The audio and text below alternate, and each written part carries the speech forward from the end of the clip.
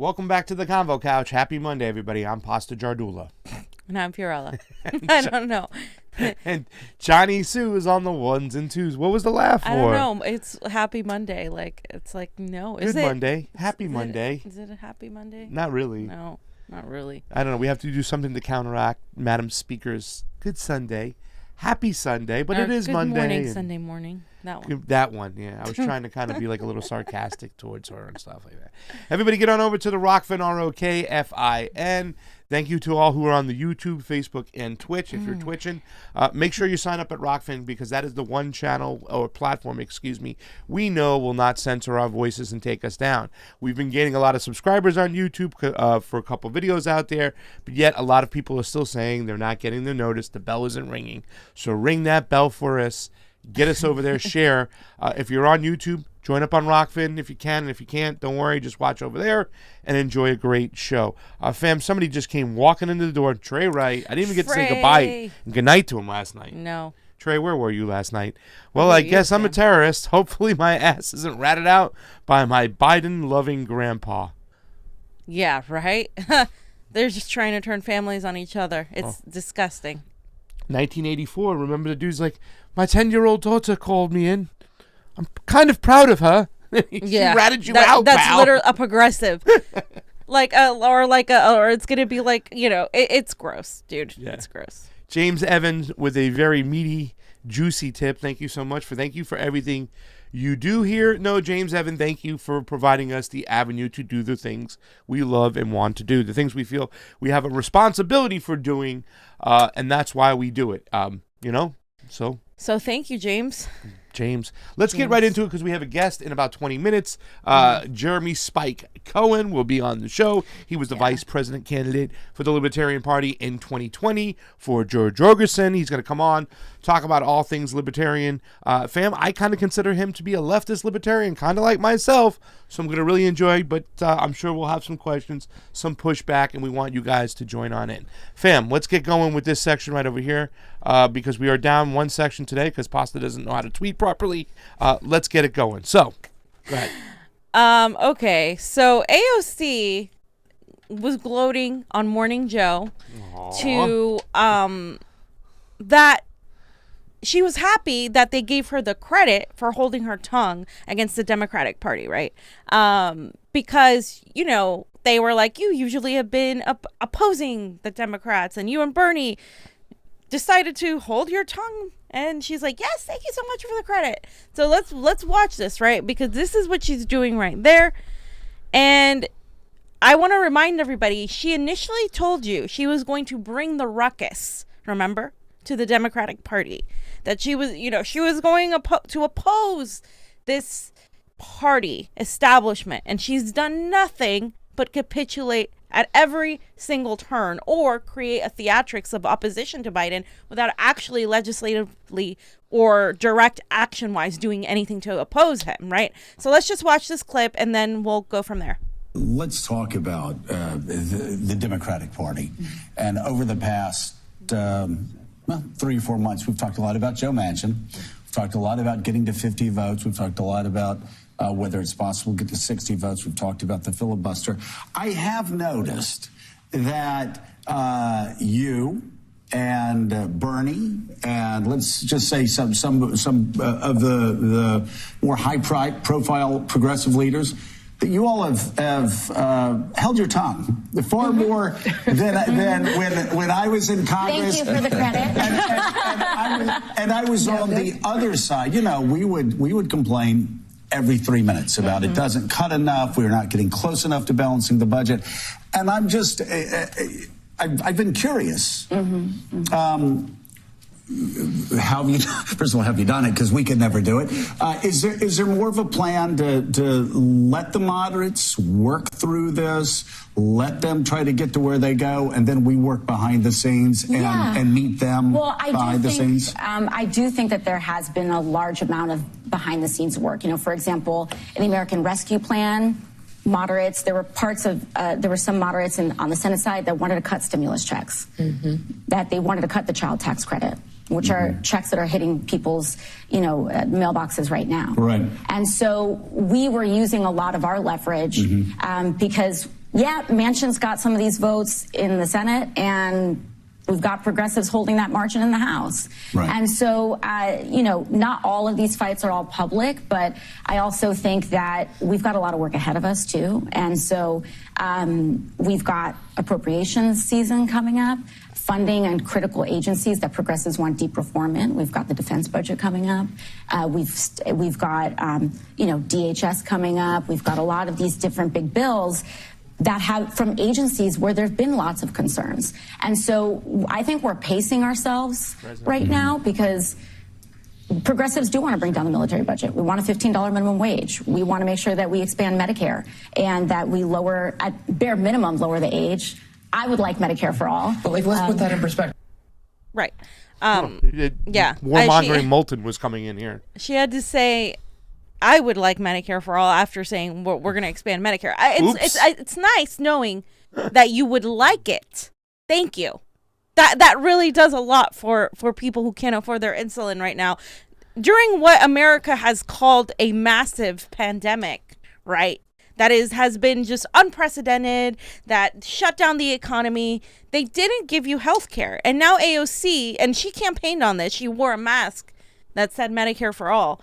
And now that everything's reopening back up, she's sitting there and saying expand Medicare. She also mentioned how there are things that are going on behind the scenes. That's important. This is a consistent go-to talking point. Exactly, from the establishment, frankly, when they're like, well, we know we're getting criticized, but you guys don't understand how it is and what goes on behind the scenes. We're fighting. Yeah. We're opposing them behind the scenes. You don't see that, though. Yeah. But it's happening. Trust us. Yeah. They repeat that narrative at the dinner table. All the time. Aunts and moms and whatnot. Well, you don't know what's going on behind the scenes. They do, and I trust the squad. You know what I'm saying? Right. Yeah. That's exactly it. They repeat those narratives. It's so gross to see even the tone of everything that she's doing. She sounds extremely just like one of them, right? And you saw in the beginning she was laughing, ha ha ha. Thanks for the credit. Yeah. It almost reminded me of Kamala Harris's laugh. It was just so fake. And like the thing is that people are just like, now isn't the time to be passive or the time to just be pragmatic. Now is the time to push for all this shit because people are still feeling the effects of the government shutdown. Because it wasn't the pandemic that really screwed a lot of people. It was the economics of it and the fact that the government didn't provide. And so when that's happening and she's over here, first of all, she's on CNN or on not MSNBC, excuse me. She's on MSNBC. She's Same on thing. a propagandist network, and she is thanking them for giving her credit for holding her tongue. You should be ashamed that you held your fucking tongue. You were there to bring the fucking ruckus and you didn't do it. And now you're gloating about it. Oh yes, and we're working with them and blah blah blah. And they call these Democrats moderates. They're not moderates, dude. They're right-wingers. They're pretty much the same on the same economic path as a lot of the people on the right. It's just such a shit show, Pasta. And foreign policy, they're on that same path. Absolutely. So, I mean, you know what I'm saying? In this particular situation, I don't even mind saying, okay, the majority of the mentality is definitely a right-wing neocon austerity. Let's make sure the people pay. Global capitalist mentality. And we'll get more into that later, too. But what's really, fascinating to me, fam, is I keep thinking back. We asked that question. They're like, well, what's going to happen? We had the discussion. We get our people in, and then they change. Right. But do they change, or were they meant to be there in the first place? Right. Because the language they use is very cryptic. It's very nuanced. It's very specific. Like you talk about, I'd like to expand Medicare, but they also make sure they mention the bad people, the boogie people though too, like Manchin. She had it's Manchin. He's causing the problems. We are behind closed doors. We're doing these things. We want these things. We want these things. So the language is very, very... It's a carrot. Yeah, it's very sinister in a way. Right. You know what I'm saying? It's very sinister. So it's just one of those things. When I ask myself, did these people change when they got there, or were they meant to be there in the first place? Yeah. Because this language kind of signals that they were put there for a reason, because they know how to tweak the people on their emotions. Exactly. And they're dangling a carrot of Medicare for all in front of people. They dangle the $15 minimum wage that should have already passed. They're dangling carrots in front of you without actually passing them. Ilhan Omar was tweeting again. What would it mean for you if we forgave student debt? Like, people are sick and tired of that. The more they do it, the more people are like, okay, I'm done with you guys, because this is all you do is you tweet and you don't do anything legislatively. They have power. I don't. Like, I can't just go and write legislation and say, hey, pass this or do that or start a march. Like, that will effectively create legislation. Yeah. All I can do is do this and direct actions, but they have so much more leverage, and she talks about leverage and she's not using it. Yeah. And another they give thing, up their leverage all the time. They give up their all the leverage time. all the time. Yeah. And another thing I want to point out is that there were some people that were like defending Nina Turner, and it's funny to me when those people come after AOC. What do you think is going to be? Do you think it's going to be any different? She's already quitting Obama. She's already refuses to answer about Julian Assange. She hasn't said anything about election integrity at all. Like, she hasn't talked about these. She just regurgitates the same like progressive talking points that get all these progressives on board. But do you think she's going to be any different? Why do you think it's going to be any different now? It's the same shit. You have the time to demand is before they're in power, not after. Not after. Because look what happened give up after your she leverage. got power. Yeah.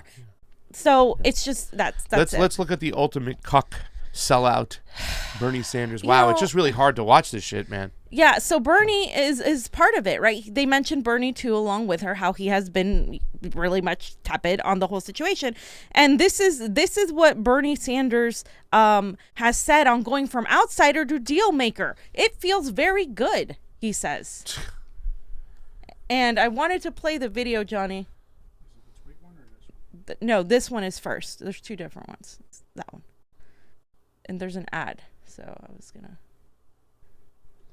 I just want to ask, as I'm listening to you, I mean, you have been, the leader in progressive topics and issues for so long, and now you are the deal maker. How does that feel? Well, working with the president, it feels good. I think there is a growing understanding that for decades now, we have paid attention to the very rich and the powerful.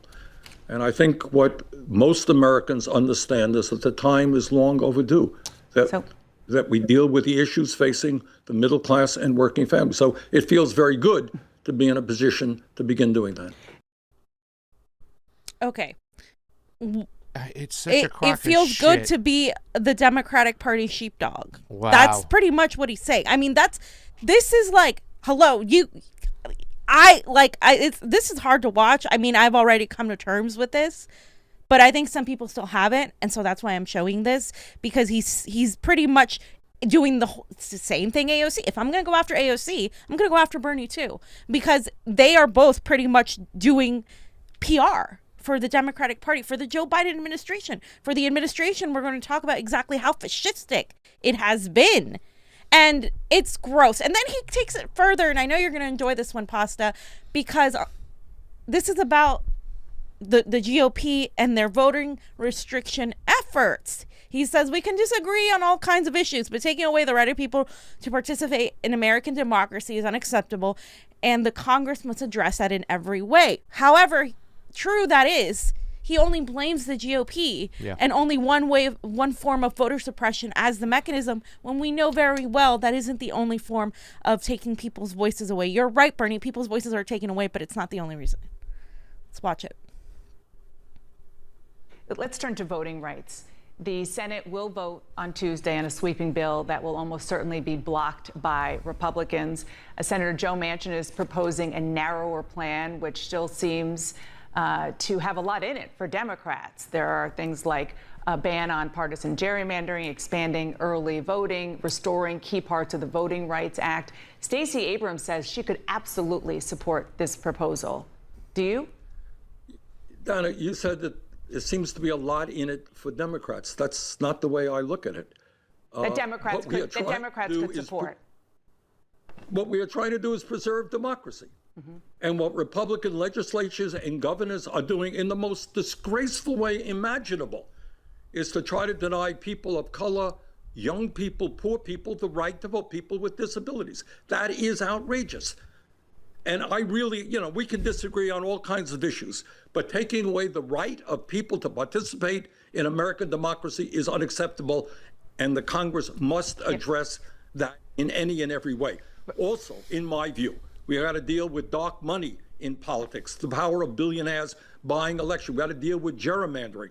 So I will go as far as we possibly can to create a vibrant democracy in America and take on those Republicans and could that mean, who are trying to undermine democracy. Could that mean the Manchin compromise, given the reality of the narrow majority you have? We're going to do the best.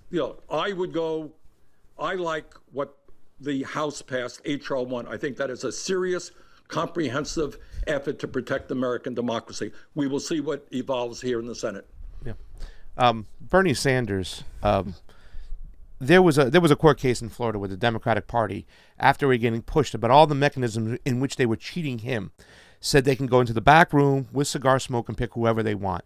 He did not respond to that whatsoever. He did not stand up for democracy. It's been obvious for a long time. There was a lot of people who were, I remember the Tulsi-crats that were this specific issue right here. The fact that he wouldn't challenge to make sure that his election was fair, to make sure that the will of the people's votes stood. Now, as election integrity activists here, we can tell you that his primary was beyond both 2020 and 2016 was just ridiculous. There were reasons to audit, to check, to look. He didn't lift a finger to make sure to do so. Yeah. And now the fact that he's kind of gloating on H.R. 1 when H.R. 1 has money mechanisms in which the two-party duopoly can raise unlimited funds, and yet third parties now are handicapped and pretty much kneecapped for making any money and getting any funds from the government, for campaign finance, and yet he's still standing behind the bill. It's just disgusting to see where Bernie is at. He's been awful on this issue, and really, to tell you the truth, the more he talks about this, the more he just thwarts the will of the people who really supported him for so long. He should give back all the money that he took from everybody because he's not fighting for their fucking vote, and this right here is disgusting. Guys, literally, he's only blaming the GOP. Oh, like I have said countless times, the GOP rig elections, but so do the fucking Democrats. Both of them. You know why? Because they're theatrical representations of a non-existent choice. They're an illusion of choice. We live in an oligarchy. We live in with corporations. He knows that the billionaires buy this and that.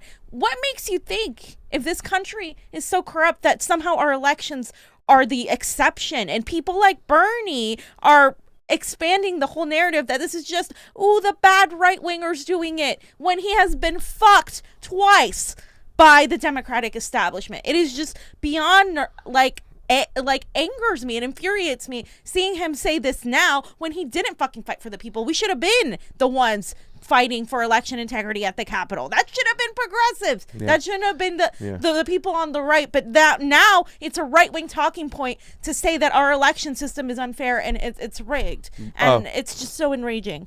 John Roberts Brakey, a friend of the show, the guy who's out in Arizona and whatnot, he talked about what's going on. He's like, there was a lot of inaccuracies with this last election. He goes, but believe you me, the primaries, that's when the real steal goes on because it's only one party being able to cheat without any eyes over them, any oversight whatsoever. And it's specifically, he talked about 2020 and 2016. Guys, I don't understand this mentality out there that somebody said, we'll cheat in the primaries, but we won't cheat in the generals. It's the Republicans that cheat. You already have a Democratic Party who admitted they have the right to go in the back room and do whatever they want. So by default, the general election's already cheated. It's already invalidated, right? It's ridiculous. And I just wanted to read this very bottom paragraph, Johnny, at the very bottom, if you scroll of the Hill article, because he's propping up this bipartisan proposal that does absolutely nothing, right?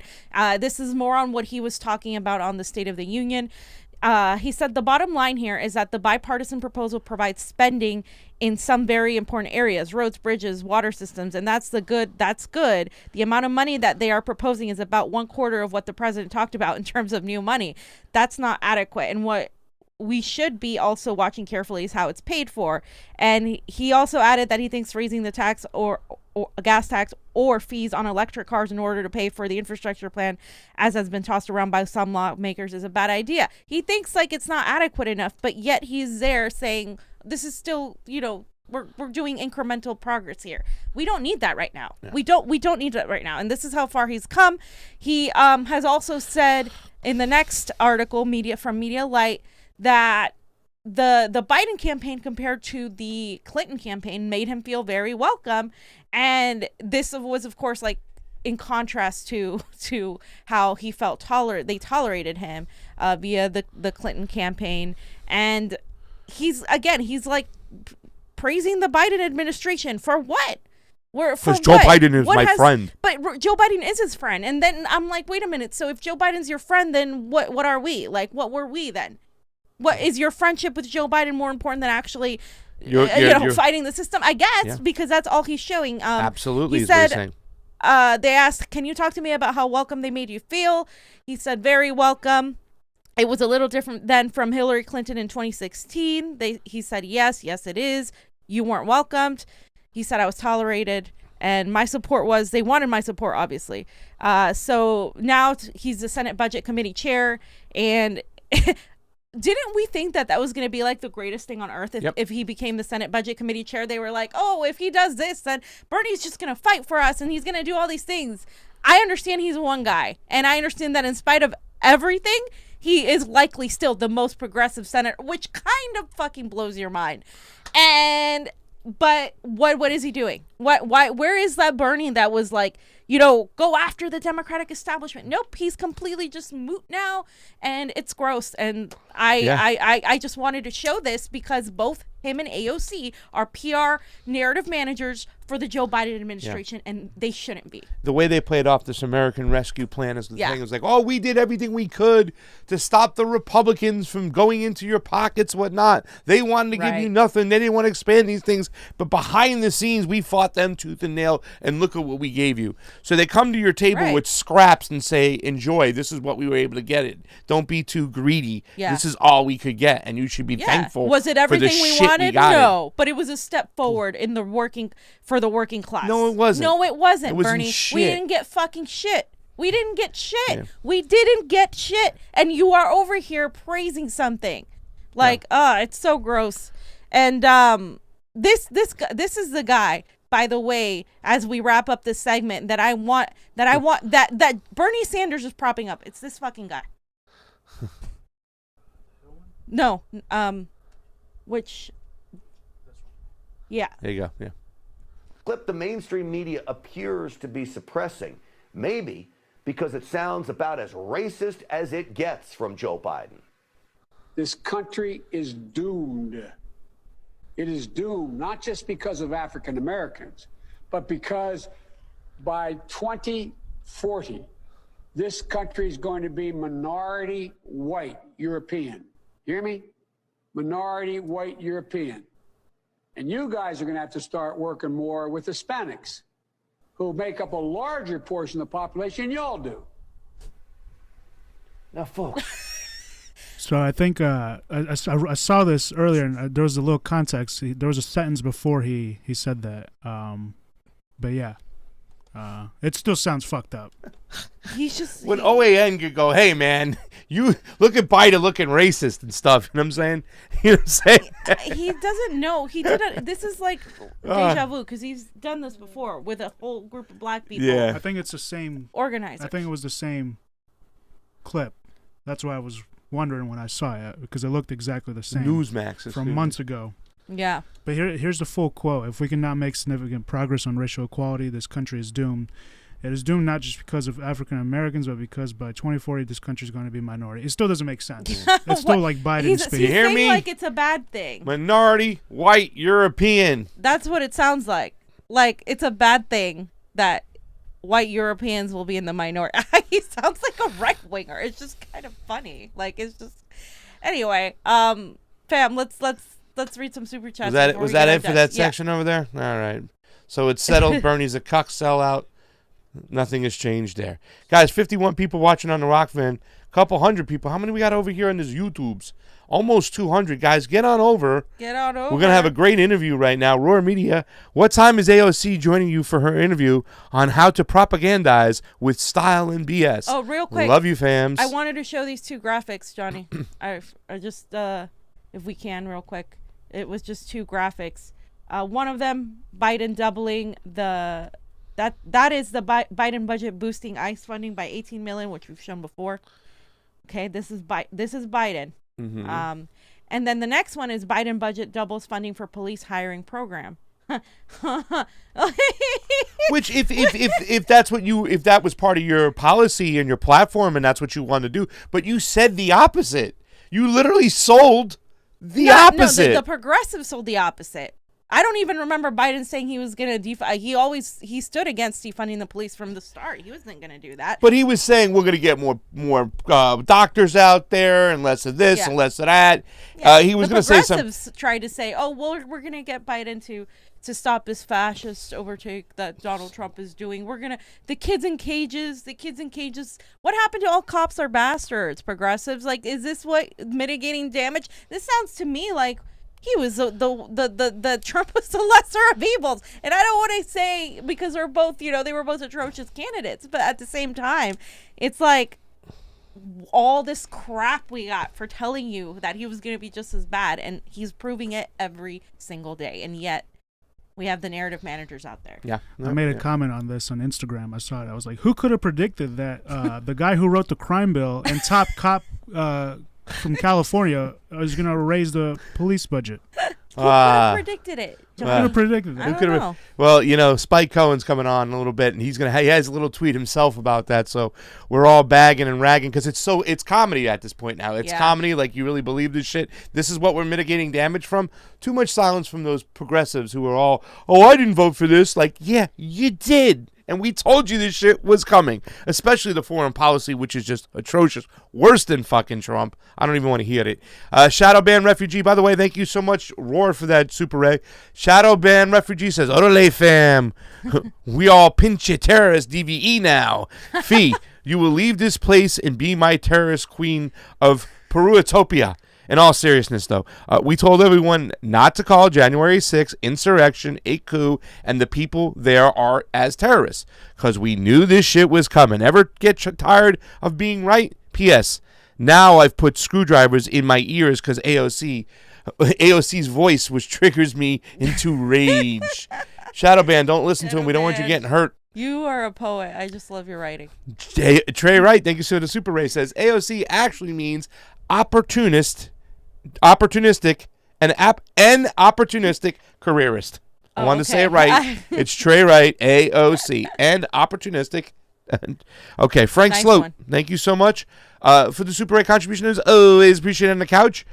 Freedom isn't free says, yo, I finally catch you live on Rokfin, and I got my account linked. Love y'all, fam. We love you. Freedom isn't free, and you're so right. Freedom isn't free. No offense. Love you. No offense. We love you too.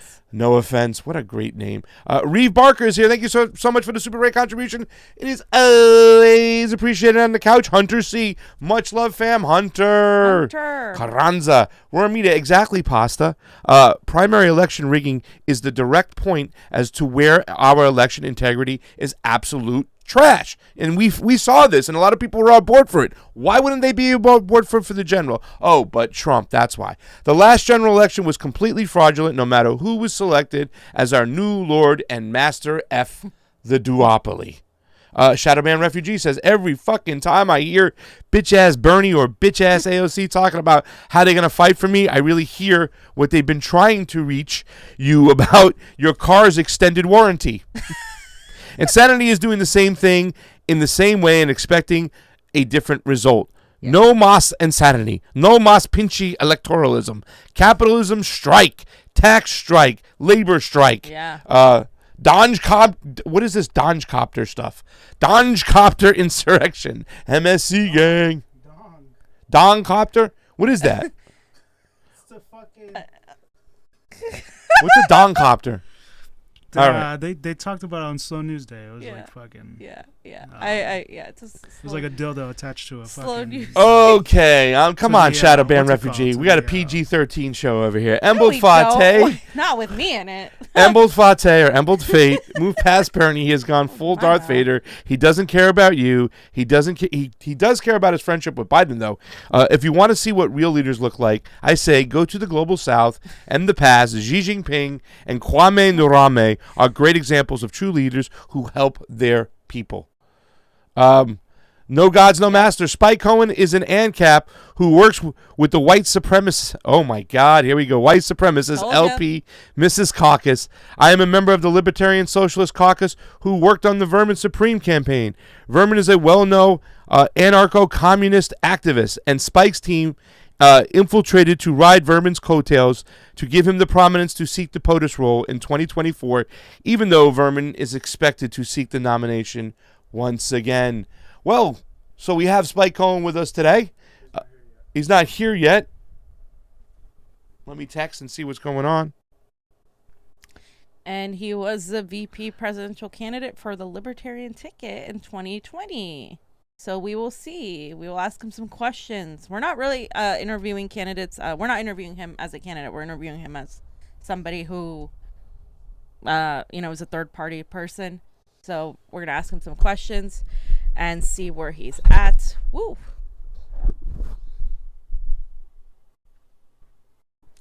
All right, guys. I'm going to continue talking to the chat while we're here.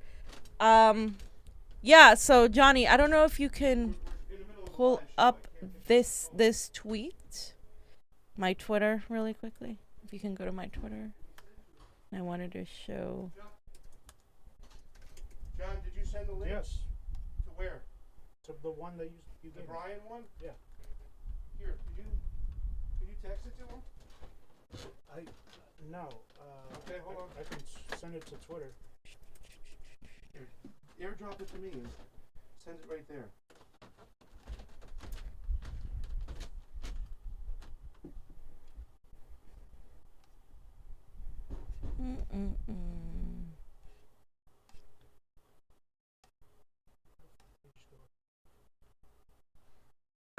Okay, so let me read Ilhan Omar's little tweet. She said student debt is holding millions back from pursuing their dreams of home ownership, opening a business, or starting a family. What would it mean to you if we canceled student debt? This is exactly what I'm talking about. I'm fucking sick and tired of these people constantly regurgitating the same exact generic, what would it mean to your family if you had money for insulin? What would it mean to your family if you weren't going to die because you couldn't pay your medical bills? Yeah, it would fucking mean the world to people. We know this. Like, stop tweeting about it. You have done absolutely nothing to try to get it. They didn't force the vote. They didn't get you $15 minimum wage. They didn't do anything to get anything at all. Right? And at the same time, they still continue tweeting and people still continue liking it. Like, how much of a dumbass or a useful idiot do you have to be to continue supporting the squad at this point when they haven't done anything? They campaigned on anything. Like, dude, poor people gave them money. Poor people gave them money to do the bare minimum, and they didn't do it. And so it's just fucking obnoxious at this point. He said he got it. We should have our guest be coming on soon as well. Yeah. Guys, sorry for the technical difficulties. I had to step off to make sure we got everything right. He says he got it. All right, he should be on. He should be on any minute. So, what was that last thing that was said though? What do you mean? If we go to the last. I got it. Right in here. I don't think we... Spike Cohen is an ANCAP. And that's an anarcho-capitalist. Okay, who works with me, who works with the white supremacist LP... Libertarian Party. They're saying the Libertarian Mises Caucus? I thought the Mises Caucus was pretty decent. I'm a member of the Libertarian Socialist Caucus who worked on the Vermin Supreme campaign. Vermin is a well-known anarcho-communist activist, and Spike's team infiltrated to ride... I wouldn't consider him an anarcho-communist. Who? Vermin Supreme. Yeah. Spike, you here? Can you hear us, Spike? Spike. We can't hear you, so you might be muted. Hey, can you hear me now? Hey, good. How you doing, brother? Good, man. How are you doing? Good, good. Sorry for the technical difficulties, but we got you on right now. So I want to get things going. As we know, Jeremy Spike Cohen is here with us today. He's the vice presidential candidate for the Libertarian ticket in 2020.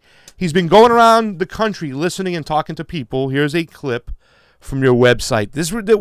When I saw this clip, Spike, it got me juiced to have you on. So let's play this quick clip.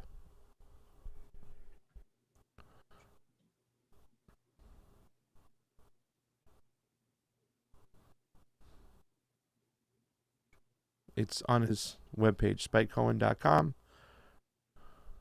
That one. There you go.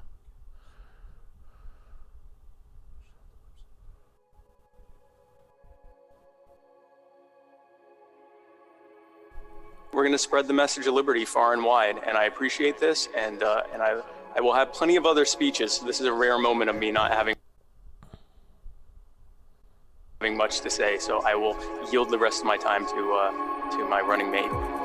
1 year ago today, the Libertarian Party nominated me to run for vice president. It was one of the greatest honors of my life to travel across America to meet everyday people where they were, in person and online, and listen to them. I spoke with people whose lives had been upended by a government who mistreated them, told them they weren't essential, made their lives too expensive to afford for themselves, and sometimes even abused them and put them in cages. I spoke with people who overcame incredible odds, reached for the stars against everything that was thrown at them, and thrived. I listened to their experiences and shared with them how liberty can make their lives freer, happier, and better than ever before. America needs solutions. And since the election, my team and I have continued to travel the country, helping people, pushing for change, and offering them our solutions. In the last year, we've been to 40 states at over 100 events, reached countless people, and spread the message of liberty far and wide. Let's do some revolution shit. And we're just getting started.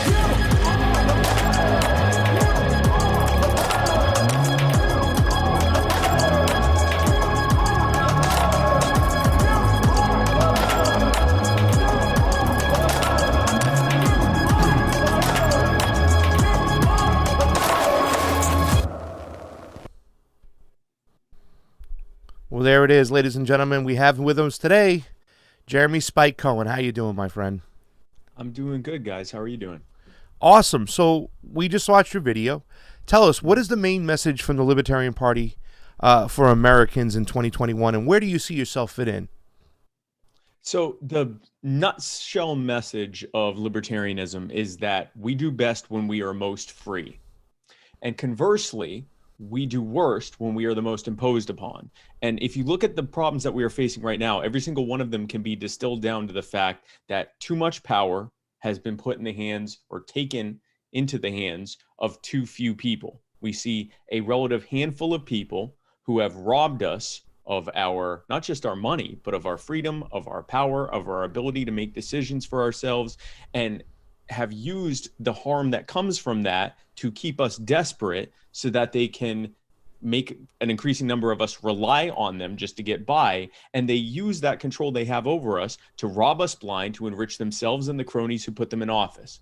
And so we as libertarians believe that the way to fix these problems, and again, this is, boiling it down into a nutshell. Obviously, we can get into details on each thing, but basically the solution is kick these clowns out of office, dismantle what they've built, put the power back in the hands of the people where it always belonged, and we will be able to thrive. We can do far better working voluntarily together with one another than we can when a bunch of people that we recognize to be, sociopaths who often don't know how to tie their own shoes, telling us all how to live our lives and robbing us to pay for it. So that's the 1 minute, minute and a half. What's your role in that? Elevator poll. What's your role in today's Libertarian Party? Yeah. So my role right now is what I've been doing is going around the country with two main purposes. Number one, getting everyday Americans excited about the fact that it doesn't have to be this way. There is an alternative, and that alternative, that common sense solution that makes intuitive sense to all of us, is the libertarian way. Also, to work with existing members and activists and candidates to get them excited, show them how proper messaging works, to help build networks and teams for them to be able to successfully win more elections, because we do win elections, we're just not winning many of them, to win even more elections so that we can begin building from the grassroots up and building this into a viable movement to accomplish all the goals that we have. So a lot of people criticize the Libertarian Party for its fiscal policies. The whole big government is bad, and so we need to dissolve so many issues, including some of the social safety nets. That's one of the major criticisms. So what is an actual misconception of the libertarian economic policy? So number one, our priority is not removing any safety nets. It's putting the ladders back. See, this is what happens. Government comes up to us. They take our wallet, they break our legs, they steal the food that we have in our hands. They use a little bit of the money to buy us some crutches that they robbed from us. And then they take some of the food and sprinkle a few crumbs on us. And they go, hey, if it wasn't for us, you wouldn't have those few crumbs and you wouldn't have that crutch. No, if it wasn't for you, my leg wouldn't be broken and I wouldn't have these crumbs. Now, that doesn't mean we're going to show up and take your crumbs and your crutch. It means that we're going to stop that harm from happening in the first place. The reality is, when you look at things like occupational licensing laws, when you look at things like burdensome zoning laws that are specifically the heaviest in the areas with the poorest people, which has a direct correlation, when you look at the fact that it takes more time and more schooling to become a hair braider than it does to become a police officer or a politician, when you look at these things, what we see are barriers to entry that were intentionally put in place. This is before I even get into the fact that the average American, if you take all the taxes that they were paying both directly and indirectly, they make up about 40 to 60% of their paycheck, right? When you look at all these things, what you start to see is a regressive tax on every single person in this country. The poorer you are, the steeper that climb is to try to get ahead. They keep removing rungs from those ladders so that an increasing number of Americans can't thrive. They can barely even get by, even with subsidization and assistance. And so what we're saying is, if you look at every single thing, healthcare, housing, higher education, all of these things, we need to get rid of the government policies that cause them to be so damn expensive in the first place, so that more and more people can afford them. We need to get rid of the things that are making it increasingly difficult for everyday Americans to be able to thrive and be able to do better, so that more and more people can climb themselves out of the social safety net. And then that leads to more people being able to help others who can't help themselves. Eventually we would like to see a world where the government doesn't have any involvement in the social safety net, and charity and mutual aid is able to take care of the problems of those who just aren't able to get by on their own. We aren't there right now, and we won't be until we put the ladders back. So that is our priority. But isn't there's something to say, like, okay, the government, my biggest issue is the government merging with corporations, right? And working together to keep us all poor. If we just took the government out of the situation, won't the corporations continue to do the same thing and oppress people because their main objective is to make as much money as possible, regardless of, people's plight? Corporations are an extension of government. In fact, the entire reason that corporations exist are to get protection from taxes and liability from government. Like, there would not be such a thing as a corporation if it wasn't for government, but it's deeper than that, guys. Here's the thing.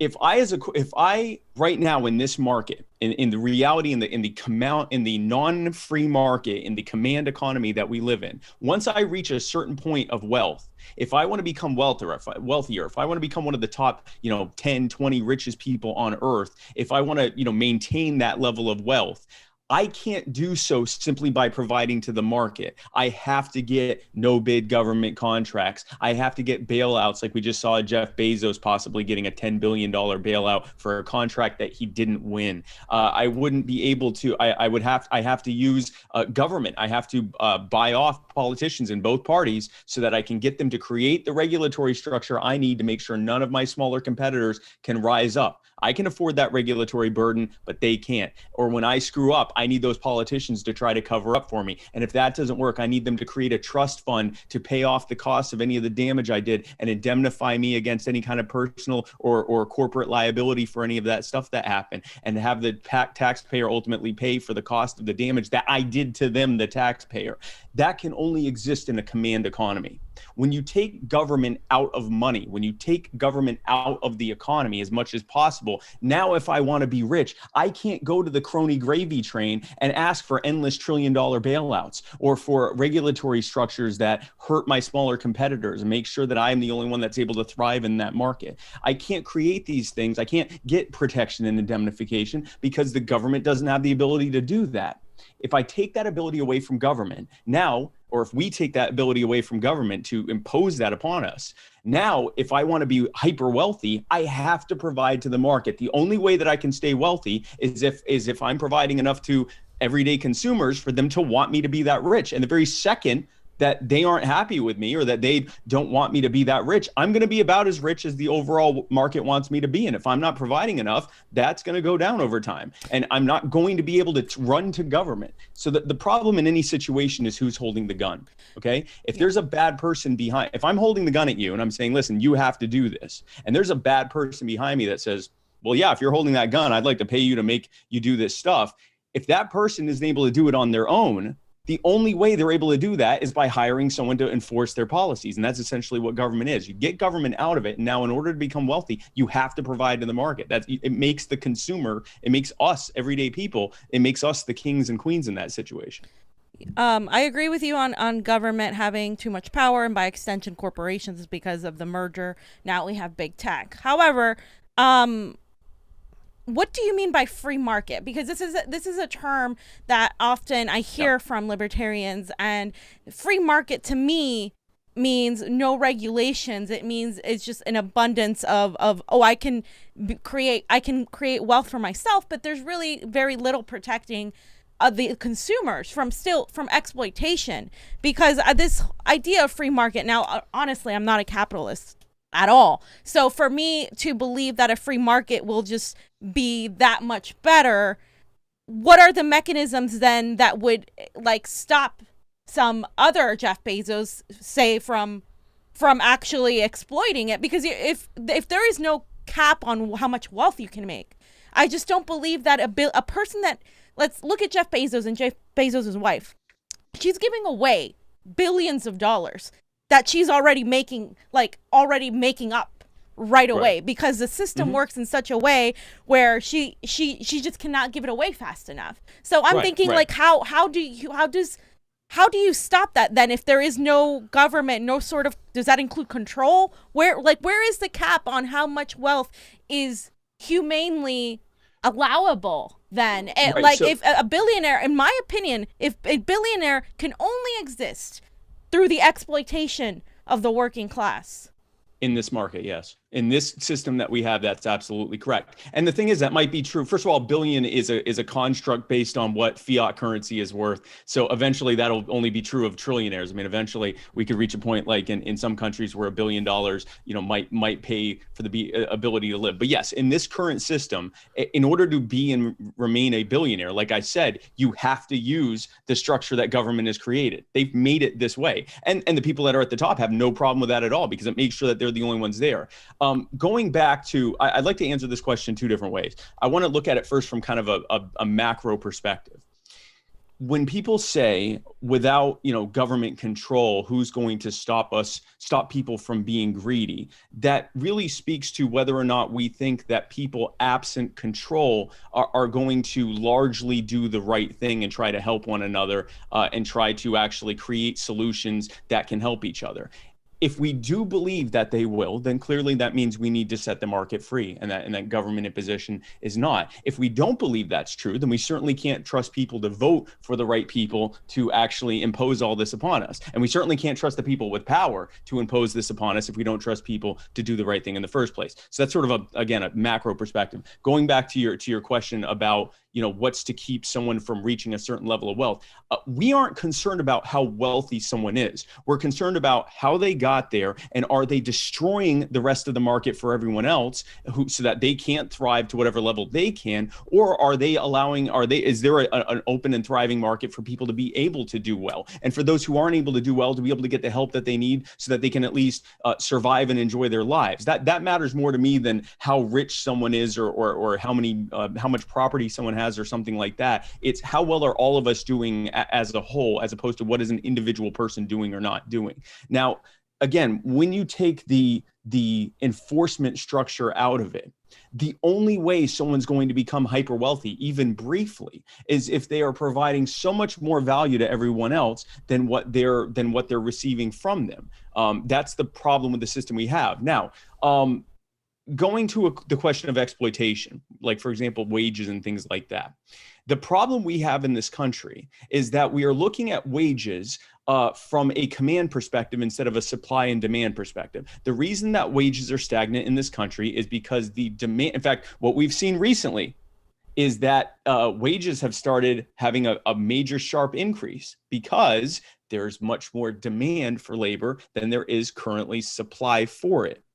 When we look at it that way, when we look at this as a supply demand thing, then we can see how the regulatory structure that corporations have gotten government to impose upon all of us and the market that we all have to live in.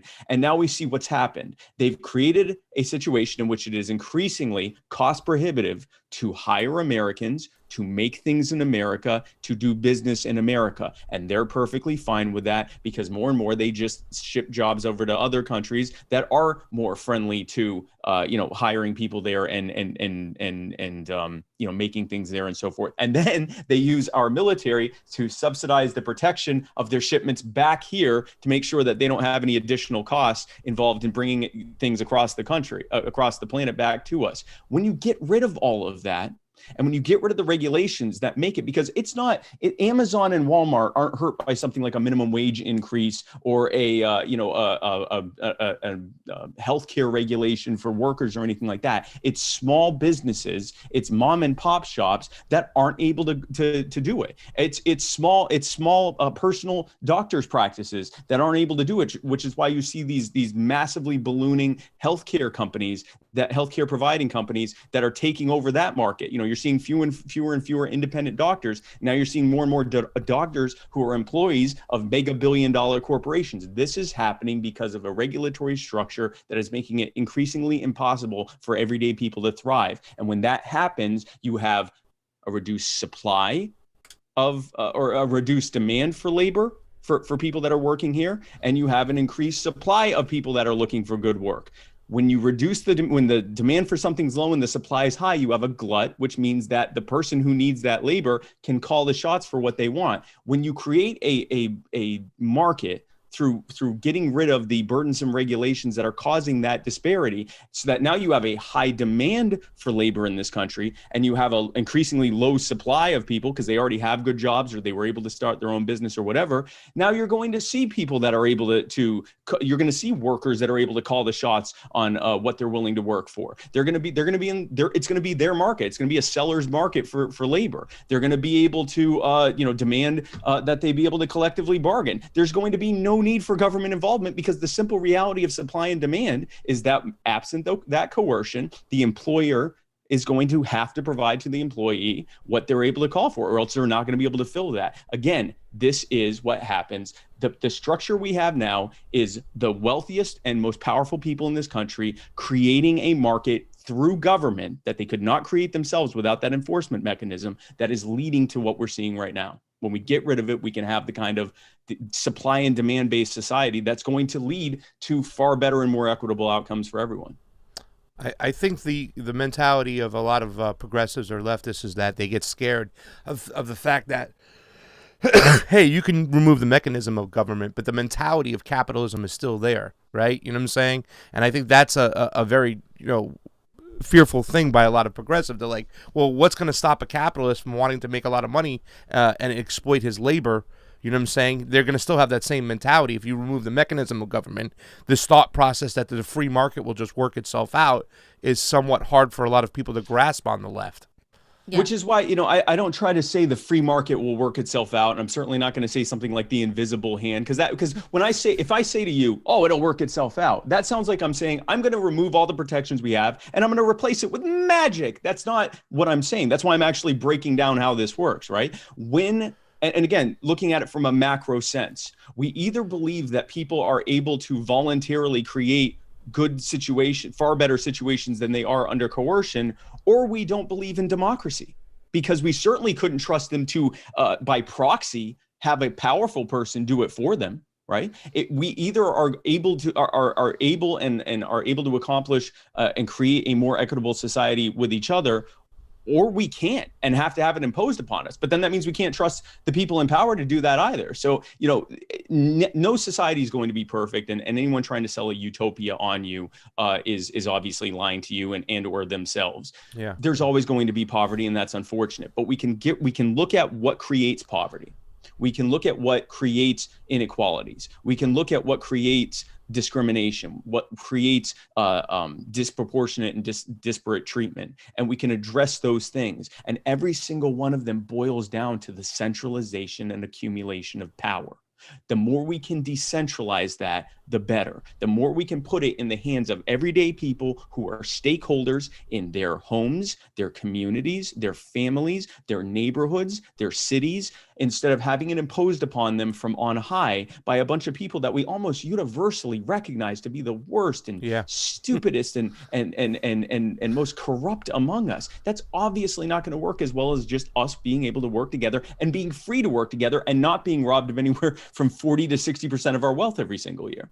I think it's a lot harder to kind of debate with the libertarian today than it was 20 years ago, when it was always like, oh, we just got to get the right regulations in place. We have the wrong regulations. We have to figure this out. But the more you look at government, the more they constantly show you who they are. But speaking about decentralization, let's talk about crypto real quick and your thoughts on that. Sure. Also about Absolutely. your thoughts on El Salvador adopting Bitcoin to be their main monetary asset.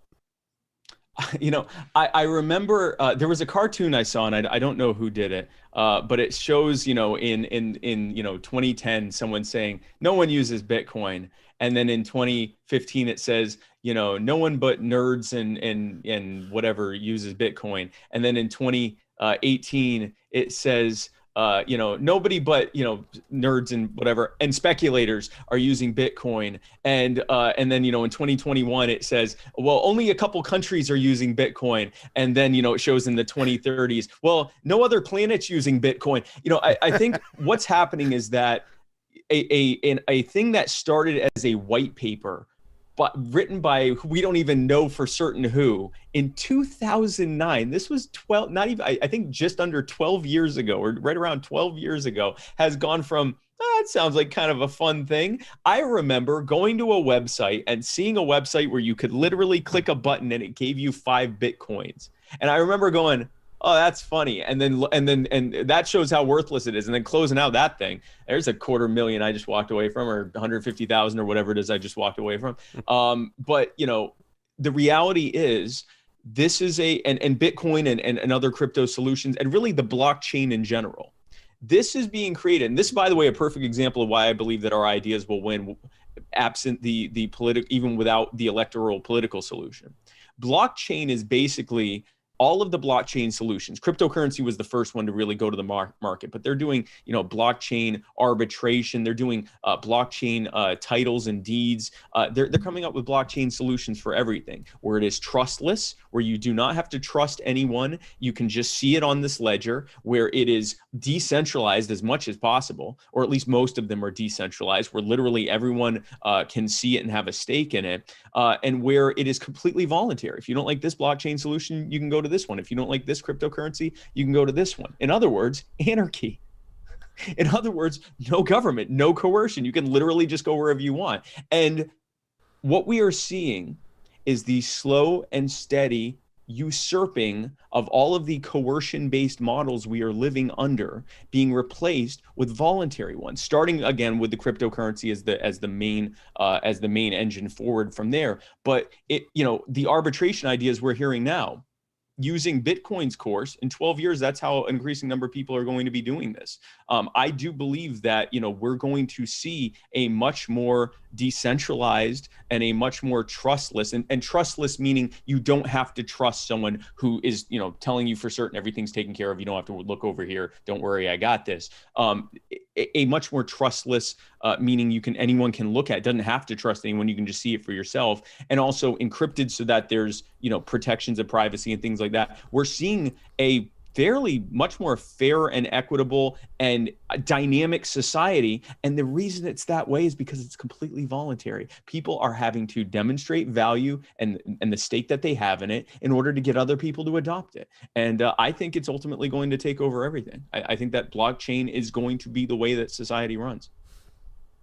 Wow. How about elections? Blockchain? Maybe? No?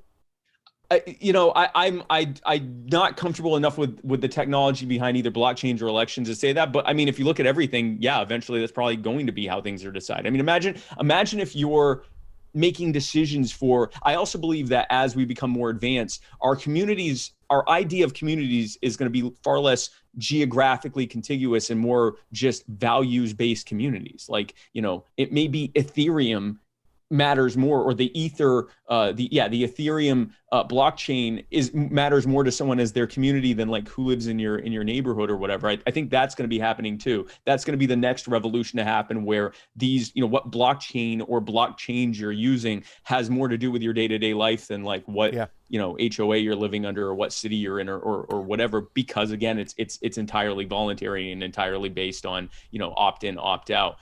So yeah, I mean, imagine you can have elections in your local area or whatever, but it's based on whatever blockchain solution is in place, which again makes it more trustless, makes it more, everyone can see it out in the open, still allows it to be a closed ballot. It can still be encrypted, so you're not, having to broadcast who you voted for if you don't want to. I can see it replacing everything. I can also see it leading to people saying, why are we democratizing everything? Like, what? And by democratizing, I mean, why are we creating this majority rule system where the minority has to lose instead of just being allowed to do their own thing? And where we're forcing everyone to have an opinion on every single thing, or on who they think should be deciding every single thing, instead of just allowing the actual stakeholders in a given situation to decide that thing. Going on a small rant, if I may, a perfect example of this is trans sports. The number of people who actually know the science behind whether or not, and this is an emerging science, as to whether or not trans teenagers should be able to participate in the sport of their not assigned gender, their stated or declared gender, whatever, not preferred gender, whatever. If a trans girl should be able to compete in trans sports, if a trans boy should. The number of people who actually know that, who actually know the science behind it, is you could fit it on the head of a pin. In fact, a number of the scientists who are actually looking into this are saying it's still a murky issue, right?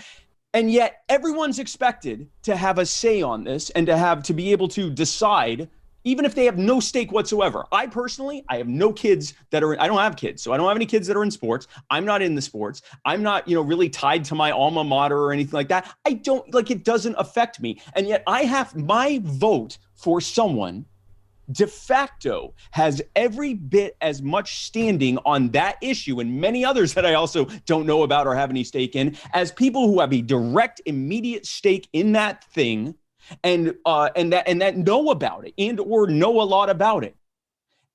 And so whatever's going to be imposed has to be imposed on everyone, whether you're for it or against it. Someone's going to lose out on this, and people are going to suffer or ostensibly suffer as a result, because instead of just saying, hey, why don't we just let the people in those leagues decide this? And if whoever gets upset by it, if it upsets them enough, they can form their own league with these rules over here. People can make their own competing leagues based on their beliefs and or values on this subject, and I'll stay out of it because I don't know and it doesn't directly affect me. And that's just one of many, many things that if we just let stakeholders decide it, instead of expecting every single human being in this country to have to come up with a take. And how do we get those takes? We go to our preferred media to confirm whatever bias we already have. Oh, I know all about trans sports. I watched a 3-minute YouTube from Steven Crowder or Michelle Malkin or Cenk Uygur or whoever, or y'all or me or whatever. And so now I'm an expert and I know it because they confirmed my bias that I already sort of had on this subject. And so we go into our camps and argue with each other and makes your neighbor into your enemy. We need to stop looking at this majority rules system as a way to run everything and instead allow stakeholders to be able to make decisions. That's what the blockchain is. The system we have now is a majority rule system where we are befuddled at why minorities are being so poorly treated in it. Anyway, that's my rant on that. Yeah, there seems to be the constant fight between the decentralization of power and the overall attempt to better society for the greater good. That seems to be the fight. There's, a divide on the left to on how much authoritarianism we like. I personally don't like authoritarianism, and I feel like authoritarianism breeds from a very centrally heavy type of government. You can have authoritarianism on the left, you can have authoritarianism on the right. And so decentralization is a good thing. However, I mean, there are things like within reason, right? Like, are we going to allow a society that wants to blatantly just kill each other just because it doesn't affect us? Not. There's for me, there's like that whole empathetic, like, I don't want to allow Israel to continue exterminating Palestinians. Does it really affect me directly? No. But is it wrong? Yeah.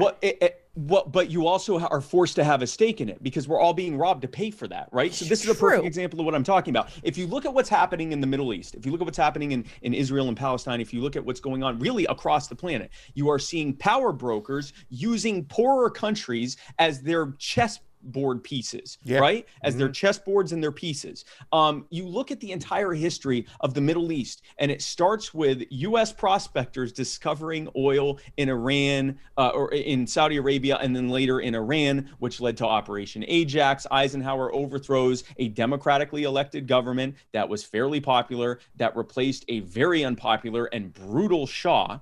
And so they replace that elected government with a brutal Shah. And so what happens is a blowback from that, which leads to the Russian government working with actually what's originally happened. And this is why the timeline gets screwed up. There was a revolution that overthrew the Shah of Iran. And then for a brief period of time, it was kind of decentralized there. Now, the Ayatollahs were the religious leaders behind it, but there were also secular leaders behind it. Then you had power brokers come in on both the I guess the Soviet side and the Western side, for lack of a better word, that jockeyed for positions. The Ayatollahs won. Now there's a regime in there that's arguably every bit as authoritarian as the Shah. Then the Iraq-Iran war, where we backed the Ba'ath Party and Saddam Hussein against the Iranians, which led to millions of dead people over the course of a decade. Then you have an Iraq war that started in the 80s and has never actually ended because there were in between the so-called two wars, there was a no-fly zone. All of this stuff is because powerful people have too much power and are able to point a proverbial gun at you, rob you blind, and if that and when it reaches the point where they have to spend more than they can even rob from you, they just print out endless notes and lend them to themselves and stick you and future generations that haven't even been born yet with the bill for it. This is why, by the way, this is why libertarians are so like wide-eyed about the Federal Reserve. It's not just the money part. It's that this is what allows them to do all of these things, the endless wars, putting millions of people in cages for owning plants and compounds, most of which are being sold by big pharma, putting camps on the border, all of these things, sponsoring foreign drug cartels and terrorist groups and everything else. They would never be able to come to us and say, listen, we need more money because we want to create another cartel in Central America to fight the old cartel that turned on us, that we created to fight the old cartel that turned on us before. So we're gonna have to raise your about 5 cents on the dollar roughly for that, a couple other miscellaneous. We'd say no. Or we'd say, listen, you're already taking half our money. We can't afford it. But they can print out endless notes. And by doing that, they inflate the monetary supply, which by not adding any value to that monetary supply and just adding more supply to the notes, that makes every single one of those notes lose value over time. Since the Federal Reserve was created, we have lost in 98%, 98 cents on every dollar, the value of that dollar. Imagine if your money was worth 50 times what it is now.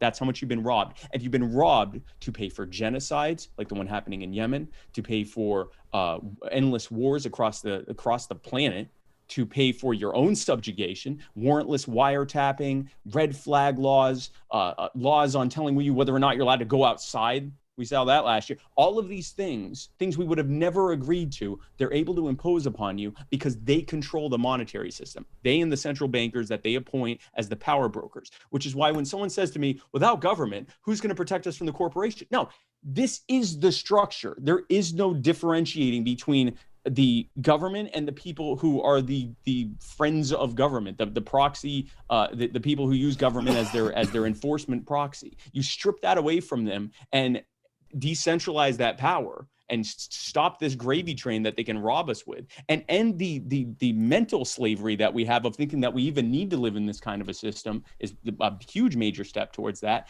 And we can have, it's not going to be perfectly fair and equitable. Everyone's not going to be on exactly equal footing, and nor would they be. Some people have more enterprise and motivation than others do. Some people are unfortunately born with things that make it difficult for them to even be able to thrive, much less to be able to prosper. There's always going to be disparity, but it's not going to be this wild disparity where a handful of people own almost everything in any real way. You get rid of that by getting rid of the centralization. Number 4. Oh, okay. So there was this TED Talk this week that really struck a nerve with a lot of people. Let's take a quick look at it, and then we'll hear your thoughts on the video, where you stand on as a libertarian on child labor. 10, you're stuck. You're not really a kid, and you're not really an adult, and you're very clearly not a teenager. But seriously, I can't wait to work. I can't wait to really work, to have a job, to have responsibility, to be treated like an adult. You know, I'm happy when I work. I'm happiest when I'm busy, and I'm most fulfilled when I'm contributing. Yeah. I love goofing off. Sleeping in, I love my computer, my phone. Mom took my phone from me though. It was like taking me off life support. But you know, and I'm sure you do. Doing nothing all day in front of a screen, it doesn't make you feel good just looking at it all day. Like, I mean, unless you're doing something on it. But if you're just looking at it, it's useless. Do you guys agree? Say 10x if you agree. This year, let's agree to work more, not less. All so right. I wasn't able to, I heard bits and pieces of the video. So I wasn't able to hear everything that was on that, and I wasn't able, right now I'm not able to see anything, but I can address the question of so-called child labor laws in general. Yeah, sure. I don't believe, well, let me give my personal experience. So I worked illegally on summers for 3 years because I wanted to. I would go and I'd walk from my house or take my bike from my house, and I'd go and like bus tables at I live in Myrtle Beach, and we lived very close to what they call Restaurant Row, which is where like 80% of the restaurants are in Myrtle Beach, or used to be. So I would go there, I'd work at oyster bars and restaurants and all this other stuff. And I'd go in and they'd pay me a few bucks like $5 an hour under the table. Sometimes some of the waiters and waitresses would tip me out, more on that later. And I would go and I'd work. And what I got to do in that time. Now, I wasn't in a position where I had to help provide for my family because we were poor or anything like that. I just wanted to be able to have some of my own cash, and I wanted to work. And so I worked it was during the summers, I'd work about 20 to 25 hours a week, sometimes a little bit more if there were surges and they needed me or whatever. And during that time, I learned 3 main things. Number 1, I learned the value of hard work and of enterprise. Number 2, I learned the value of networking. Okay. The more friends I made with the waiters and waitresses, the more tip outs I got. And then the third thing I learned was I didn't want to work for anyone else the rest of my life. I would watch people who were doing what I was doing, and they were in their 20s and 30s. They were 2 and 3 times older than I was, doing largely the same thing I was doing. And I thought, I don't want to do that. And they were like, yeah, I'm here working off, my student debt, or I'm here working my way through college or whatever. I'm like, well, I don't want to do that either. So when I was 16, I started my own business. I started a web design business, and I used some of the money that I'd made as seed money. And I was able to, get the stuff. And yes, my parents bought me a laptop. So that was, I think about $1,000 into it, $800 into it or whatever. And so I learned how to use the stuff, and I went out and I started, peddling my wares. I eventually was able to grow it into an actual business so that I could retire. I've been retired for 5 years now. And I owe that directly to the fact that I ignored South Carolina's labor laws for the first 3 years of my teenage life. I don't believe that. And I've talked to many other people who, when they were growing up, their situation was different. They didn't work because they wanted to. They worked because they had to, help provide for their families. Some people had abusive parents that weren't giving them what they needed. So they needed to have money to be able to feed themselves or to take care of themselves or to clothe themselves and things like that. And because there weren't labor protections in place, because what they were doing was illegal, they were often mistreated in that labor market because they were working illegally. They didn't have protections. They didn't get the same protections that legal workers got. I don't believe that the government has any business telling teenagers who want or need to work that they shouldn't be able to. I also believe that, again, going back to now, if we have laws against, 6, 7, 8, 9, 10-year-olds working. That doesn't really, or 11-year-olds working. It's not a concern of mine. That doesn't bother me.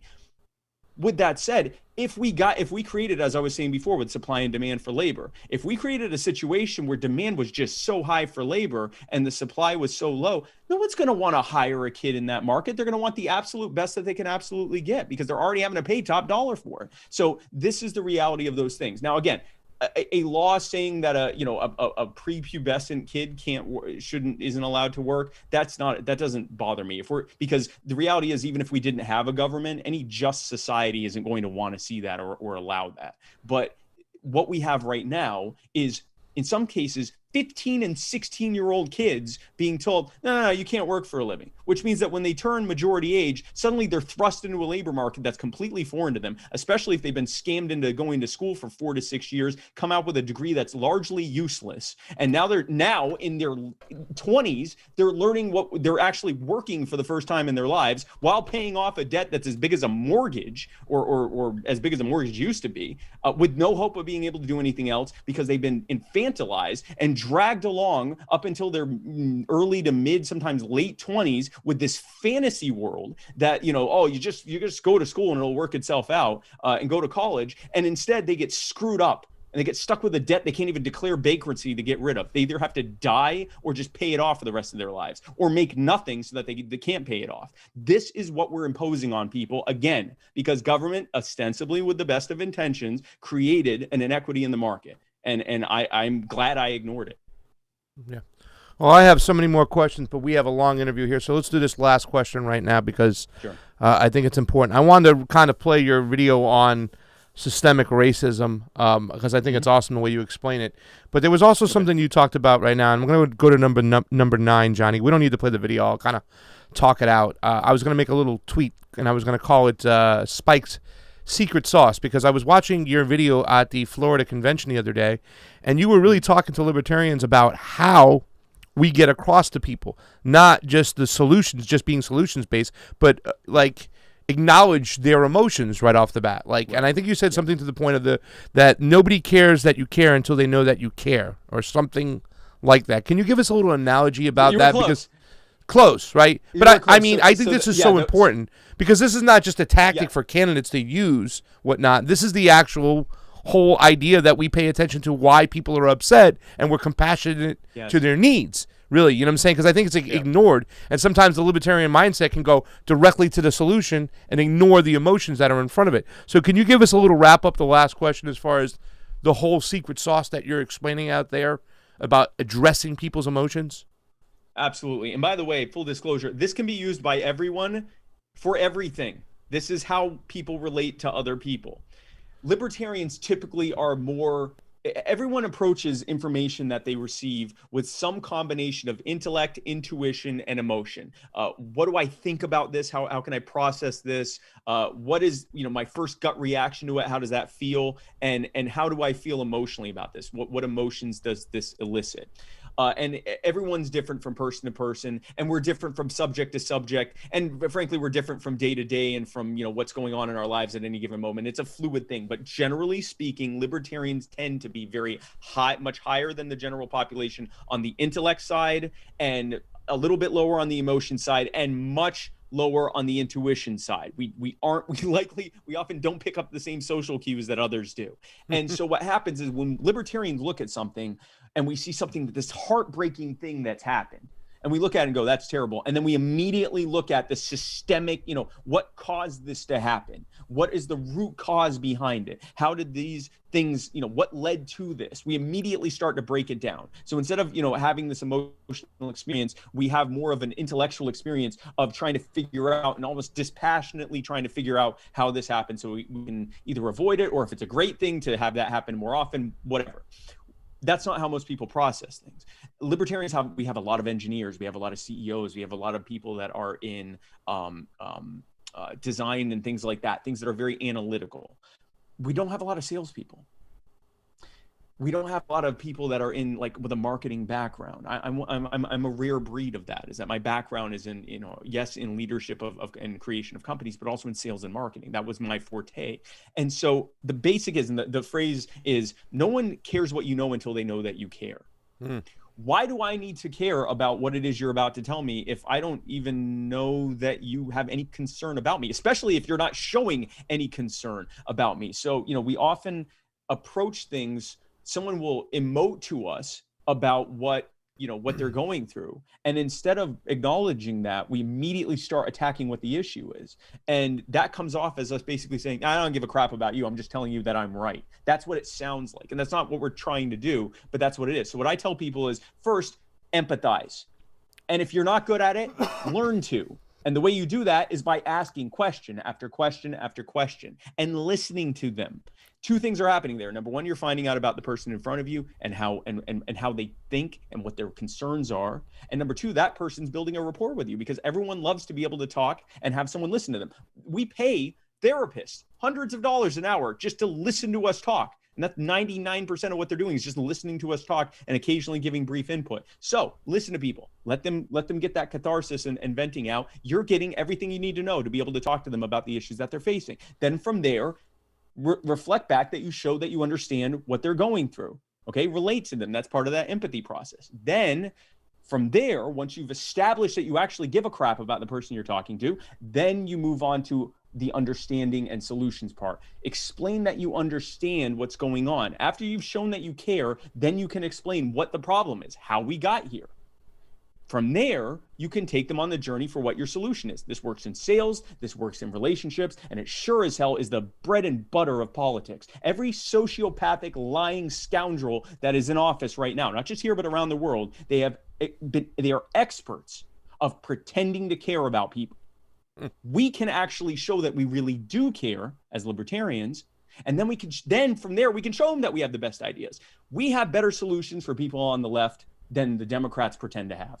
We have better solutions for people on the right than the Republicans care about. And for that matter, for the vast majority of people that don't even identify with left and right, they're somewhere in the middle or they're not even politically inclined, we have the best solutions for everyone. So why the hell are we arguing with people? Just validate their concerns, show that you care, demonstrate that you were listening, show that you understand, and then you can take them on the journey for how our common sense libertarian solutions are the fix for the problems that they're facing. That's really the long and short of it. That's the secret sauce, ladies and gentlemen, from Jeremy Spike Cohen. You got any announcements to make? You said something's coming soon. You can break it on our show out of the blue if you want to. Yeah, listen, this summer, everything is about to change. And if you want to be among the first to find out what that even means and to be a part of it, because I invite you to be a part of, we are going to set this country and this world free. And it begins with you. And if you want to find out how you can be involved, go to spikecohen.com/first, and you can be among the first to find out. Alrighty, thank you for coming on here and having a conversation with us. So many more questions we could ask, but yes. Alrighty. Thank you, Mr. Cohen. Spike Cohen. Thank you, guys. I always think guys. of the director. Huh? I always think of Spike Lee when I hear his name. I'm like, yeah, it's interesting. Like that is my issue with libertarians, though, is while I'm extremely for decentralization and more of an anarchist type of view, at the same time, there's like that whole it doesn't concern me that I have an issue with like the whole I don't know. I think there still has to be a sort of collective idea, maybe in smaller communities. I agree. I mean, it's difficult to run a whole country nationally, just with so many people and so many voices. I don't think country should be this big. Eventually. No gods, no master. Sorry we didn't get a chance to address your question. We had a bunch of questions ourselves right over there. We'll look a little bit more into what's going on and understand stuff. I got to be honest with you. I know more about the Democratic Party because I spent a lot of time trying to learn it and understand it than I do about the Libertarian Party. The Libertarian Party is something that's become a lot more new to me because of my thoughts on and my beliefs on civil liberties and freedoms and whatnot, and seeing it taken away from us. That's why I've been thrusted more into the Libertarian Party. Shadowban Refugee says, anarchy without fucking adjectives. Don't be a fucking cuck. And then we got David Guevara. Thank you so much for the Super Ray contribution, as always. Appreciate it on the couch. David Guevara hanging on out.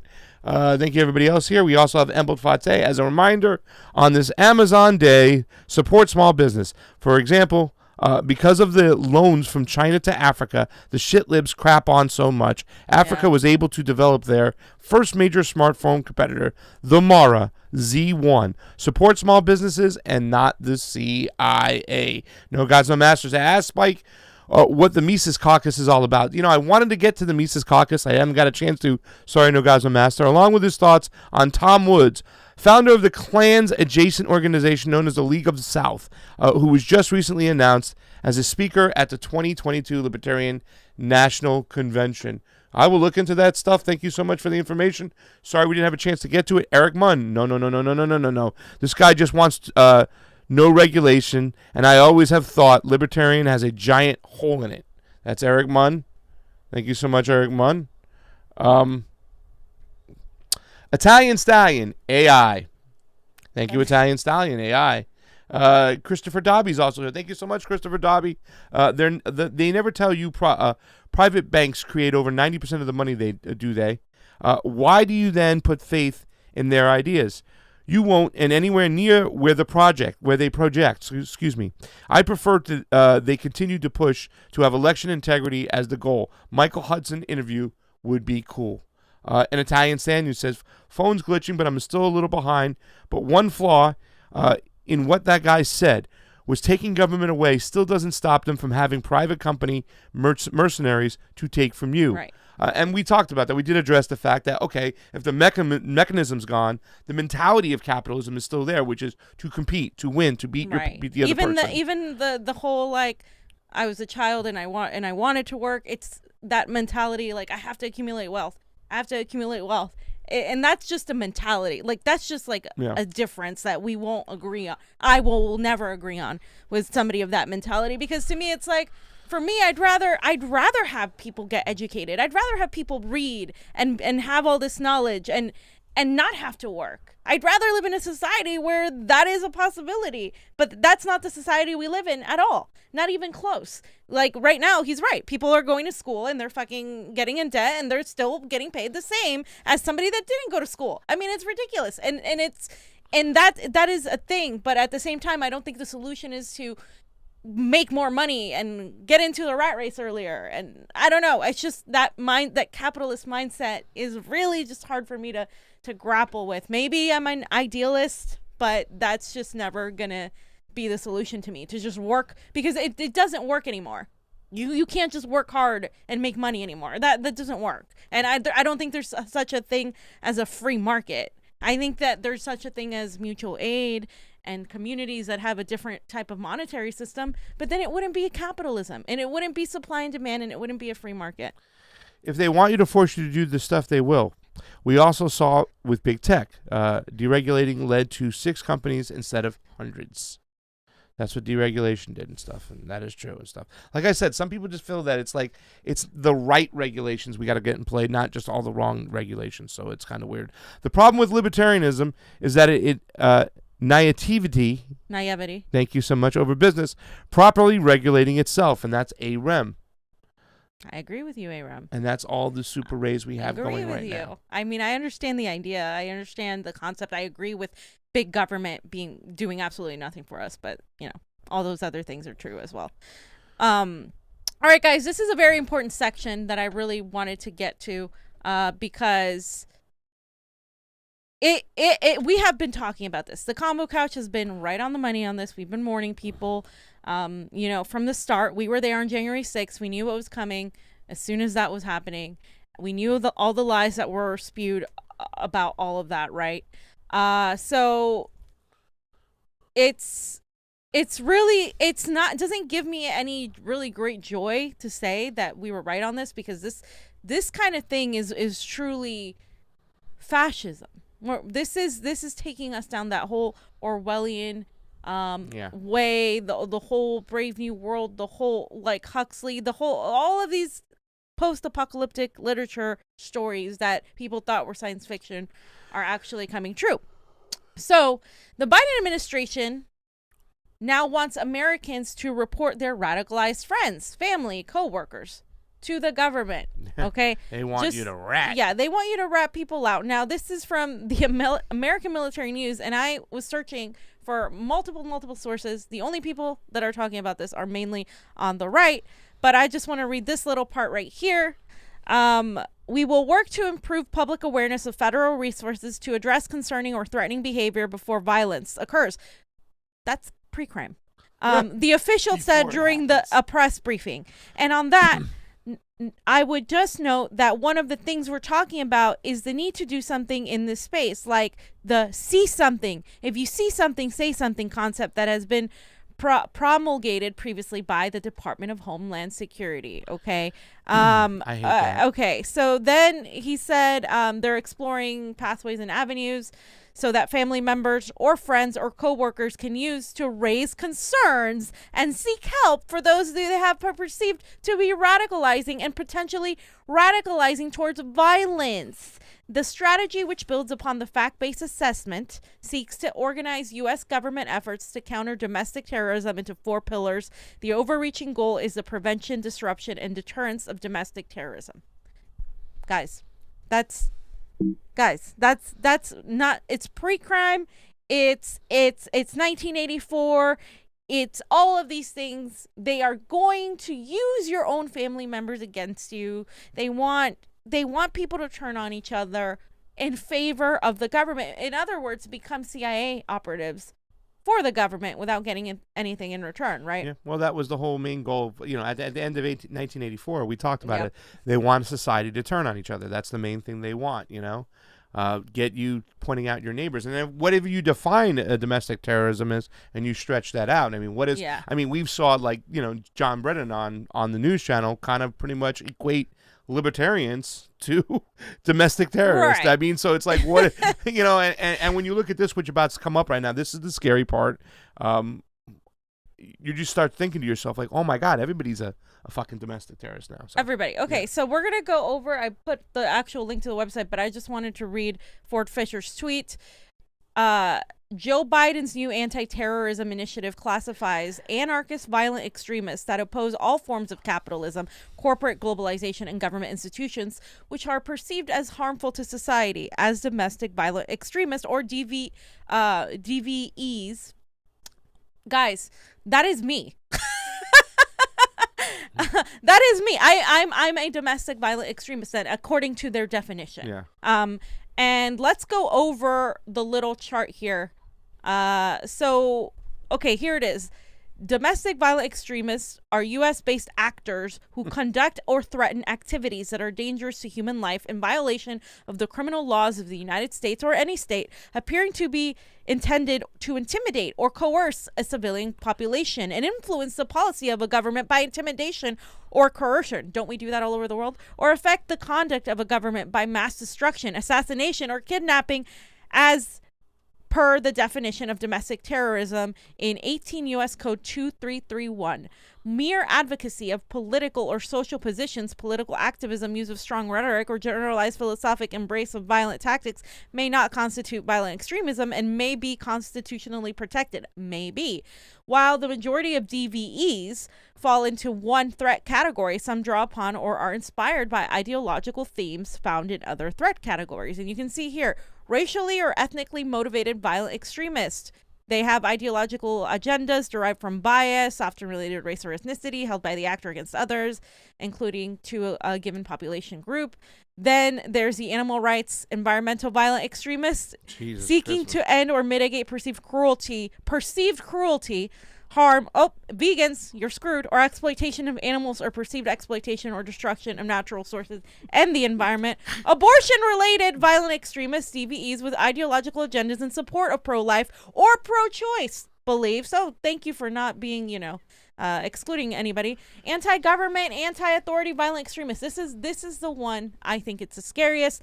DVEs with the ideological agendas derived from anti-government or anti-authority sentiment, including opposition to perceived economic, social, or racial hierarchies, or perceived government overreach, negligence, or illegitimacy. Militia violent extremists. There's the Boogaloo Boys, DVEs, who take overt steps to violently resist or facilitate the overthrow of the U.S. government. Oh, Antifa, in support of their belief that the U.S. government is purposely exceeding the constitutional authority and is trying to establish a totalitarian regime. We are a regime of an empire. Oppose many federal and state laws and regulations, particularly those related to firearm ownership. Anarchists, violent extremists. Ooh, the anarchists. Oh, DVEs who oppose all forms of capitalism, corporate globalization, and governing institutions which are perceived as harmful to society. Sovereign citizen violent extremists. DVEs who believe they are immune from government authority and laws. And all other domestic terrorism threats. DVEs with ideological agendas that are not otherwise defined under one of the other domestic terrorism threat categories, including a combination of personal grievances and beliefs with potential bias related to religion, gender, or sexual orientation. Oh, okay, so the LGBTQA community could be involved in that? Guys, we told you from the moment they started censoring people, the moment they started labeling everybody as a domestic terrorist, the moment progressives labeled 75 million people as Nazis, this was where we were headed. This is scary. This classifies pretty much anybody could fall into that classification. An anti-globalist. If you're an anti-globalist and you're like, listen, I'm an anti-globalist because I don't believe that we should go around with our weaponry, with our military, and impose our laws and just exploit labor and other poor third world countries for the benefit of rich people in this country so they can make a ton of money while not using our labor force here at home. Yeah. So that makes me a domestic terrorist now? Yeah. Oh my Lord. Anti-animal cruelty, oh my domestic God. terrorists. Yeah. So Johnny, that's the one no one's been talking about. I mean, yeah, it's really interesting. It's not even just animal rights; it's also the environmental rights. Right? Yep. So when you try to protest for the pipeline, if you're chained up and you're around the machinery, you're gonna be declared a domestic violent extremist. Yeah. And if you're trying to free animals, like some people have done before, you're now be a domestic violent extremist. Yeah. This pretty much says that the government has the right to do whatever we want to do, to jail whoever we want, shut up and take it, and if you get in our way, we now have the paperwork to put you behind bars forever. But go ahead and point again and say, like, oh my God, the problem is the Republicans. No, the problem is the government. Republicans, Democrats alike, it's the government. The people who are at the top, and all these congressional cucks, and that's all they are, from Bernie Sanders to AOC to the jerk-offs on the right like Rubio and Ted Cruz. They're all a bunch of fucking assholes who don't give a shit about you. Period. Bottom line, they don't care. And don't let me just say, well, these are Democrats and they're doing this shit like that. No, you have all these anti-protest bills coming out from all these Republicans across the way. Yep. And just because you don't believe in the ideology that's going on, the mechanism which you're using is fascism. Plain and simple. Bottom line, across the board. The people up top are the ones we have to fucking take care of before anything. But I could probably get in trouble for saying that right now because now they have fucking bills and everything in place to take my ass to jail for being a vegan. For being a vegan. Yeah, Johnny has the Office of the Director of National Intelligence, the direct link, so you guys can go to the link directly and you can see everything that that was put there and more. They're Jesus Christ, like I just want to read some of this, right? The ICSS's, the intelligence community, assesses that the domestic violent extremists who are motivated by a range of ideologies, we told you, and galvanized by recent political and societal events in the U.S., pose an elevated threat to the homeland in 2021. Enduring DVE motivations pertaining to biases against minority populations and perceived government overreach will almost certainly continue to drive DVE radicalization and mobilization of violence. Newer socio-political developments, such as narratives of fraud in the recent general election, the emboldening impact of the violent breach of the U.S. Capitol, conditions related to the COVID-19 pandemic, and conspiracy theories promoting violence will almost certainly spur some DVEs to try to engage in violence this year. Guys, directly citing the U.S. Capitol insurrection. And anybody who talks against elections. So you can no longer do that. Okay. It's called The Big Lie by Ted Lieu. The Big Lie. Ted Lieu's calling it The Big Lie. look at this shit. The IC assesses that lone offenders or small cells of DVEs adherent to a diverse set of violent extremist ideologies are more likely to carry out violent attacks in the homeland than organizations that allegedly advocate a DVE ideology. They often radicalize independently by consuming violent extremist material online and mobilize without direction from a violent extremist organization, making detection and disruption difficult. So that's why they're monitoring everything you do. They're monitoring your social media. They're putting the post office to monitor your social media. They're doing all of these things. This is right there is trying to manufacture consent for more a breaking of your civil liberties, more spying powers. The state, Big Brother, wants to look over your ass. Yep. And right there, they're just giving you a reason why they can do it. It's like, oh, they're making it difficult. That's why we have to do this. And I remember a family member when I argued about the Patriot Act when it first came out, that Joe Biden, same type of people who did this document right here, same clan. And I said, well, the Patriot Act's kind of messed up because they can, look at, all citizens of this country and just go in there and start, spying on us. He goes, well, we have to give up some of our freedoms to make sure that we catch the terrorist, because the terrorists, this was after 9/11 and stuff. Yep. We need to be able to stop them, so we need to see what's going on. So unfortunately, some of our freedoms are given up. That's how it starts right there. Guys, that's how it starts. A boogeyman comes, and then they start infringing on you. Guys, look at this right here. The IC assesses that the DVEs exploit a variety of popular social media platforms, smaller websites with targeted audiences, and encrypted chat applications to recruit new adherents, plan and rally support for in-person actions, and decimate materials that contribute to radicalization and mobilization to violence. That could be us. That could literally. That could be us, guys. Like we're like radicalizing people, in a good way, like to get involved, to take direct action. What is stopping them now from coming in here and doing and raiding this? The guys, they tested the waters, fam. I want to leave this country. I mean, this is scary. Yeah, I do is too. Scary shit. They tested the waters. A lot of neo-progressives cheered on the censorship, cheered on the shit, said demonize the other side. They played tribal politics, and this is where we're at. Right? You know what I'm saying? And like I said, both sides will use this against each other. Both of the elites, it's just one side playing each other, making you think that it's two sides. It's one big fucking security state looking over you and making sure that you don't go and change the way that things are because they like it. They're very cozy. You know what I'm saying? The leaders. So here you are. They're going to go after the smaller people now. Yeah. And look at this.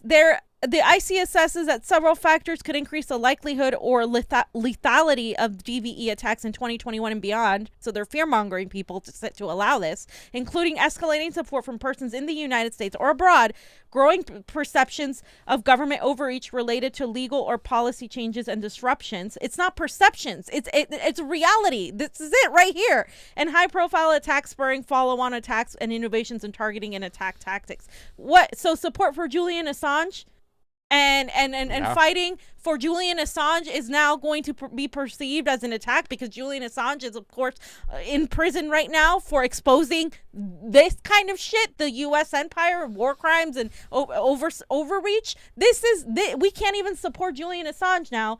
And this is and they're saying you don't have to be a group of people. Now you can be a lone offender. And if you have access to firearms, oh no, forget about it. So all these people, all these Black Panther groups, BLM militia groups, Boogaloo Boys that are working with them, that want to protect protesters, all of these people are in danger. All of these people that we need to actually stand up in case something happens. This isn't exaggeration. We're here right now, and you guys can read the whole thing. It's not that long. Johnny, I don't know if you want to look at anything else there, but it's just scary freaking shit. Okay.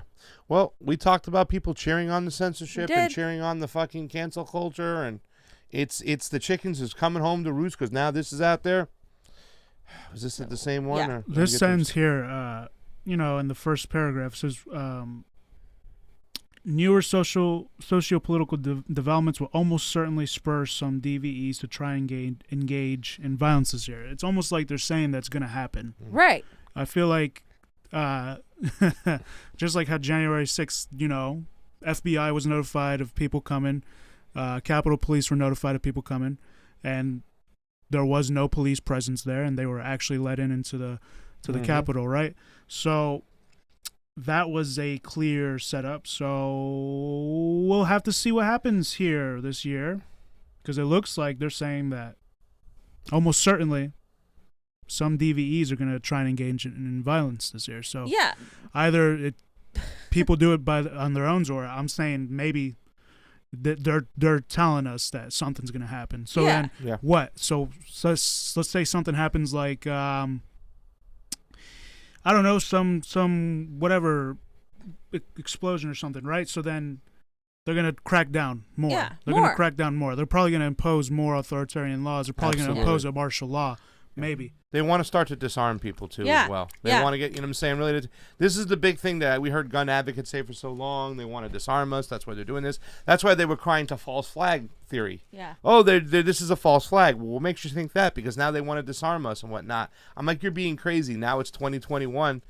Look what's out there. They want to disarm the people who could push back against the government. And those people for so many years that were saying, no, the Second Amendment is more than just back in 1776 days. It's very relevant to today because we need to protect ourselves from the government that is out of hand. Well, I mean, can you argue with them right now? No, they're trying to say that if you're a vegan or a globalist, anti-globalist, you're a fucking domestic terrorist. That is scary. That is scary. It's extremely scary. I just have a couple of reaction tweets, but do you have anything else to read? Okay. So this is from Maria Estrada. The Biden administration just classified left-wing agitators as domestic violent extremists, and you thought Trump was a fascist. Democrats will drag this country further into the abyss, smiling the whole time while giving you another meaningless holiday. They just passed the Juneteenth holiday, so that's what she's referencing to. Well, they had a good song too, fam. Yeah, they did. So Mandy, I love this her tweets. She's awesome, and she said it's interesting watching the left march and champion for the techno-fascist police state because the oligarchy uses all the buzzwords, promise of safety, and phrases they love. They seem to love the virtue signal tailored propaganda. Absolutely 100%, Mandy. It is really something watching them. No amount of manufactured fluff is ever going to convince me that these obscenely wealthy individuals, corporations, governments who have the blood of millions on their hands, as well as the immense destruction of the planet, suddenly have our best interests at heart. There's a word for the merger of government, wealthy individuals, and corporations coming together to enact an agenda to completely control the populace. Fascism. This is the fascism that these idiots waste all their time and attention calling us fascists, calling us fash fam, while not attacking the people in power, passing legislation. The squad will vote for it. In fact, AOC voted to increase the police budget by voting present. They literally allowed that to happen. And they want more security for themselves. And that just means less rights for you. And this and that, they're going to go right along with it because none of the progressives have ever freaking cared at all about anything to do with actual like civil liberties. They've never actually cared, right? And another thing I wanted to point out is that this is nothing new. We have been warning you guys about this, and I'm going to go back, Jonny, to our Rokfin when we talked about this a few months ago. When we started saying, hey, this is going to go this way. And just so you guys know, so like, let's just watch it. They are basically going to increase surveillance, right? Yeah. The same. So the new one is basically the same as this 2019 one, which is basically the same as the 2021. And you don't see the language for it yet because they just introduced it, right? Yeah. So they don't have it ready yet. But it's essentially going to be that plus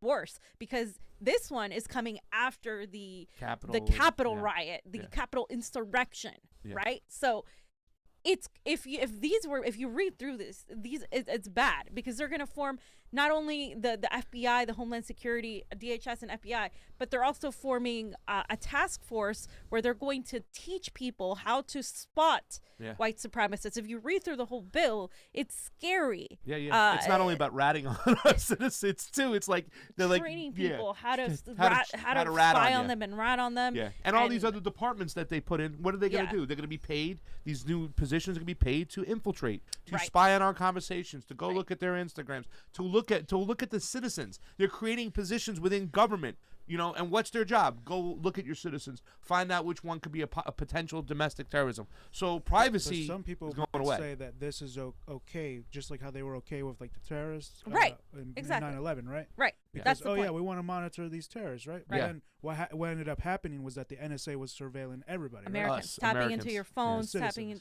spying on Americans, and the language is the same.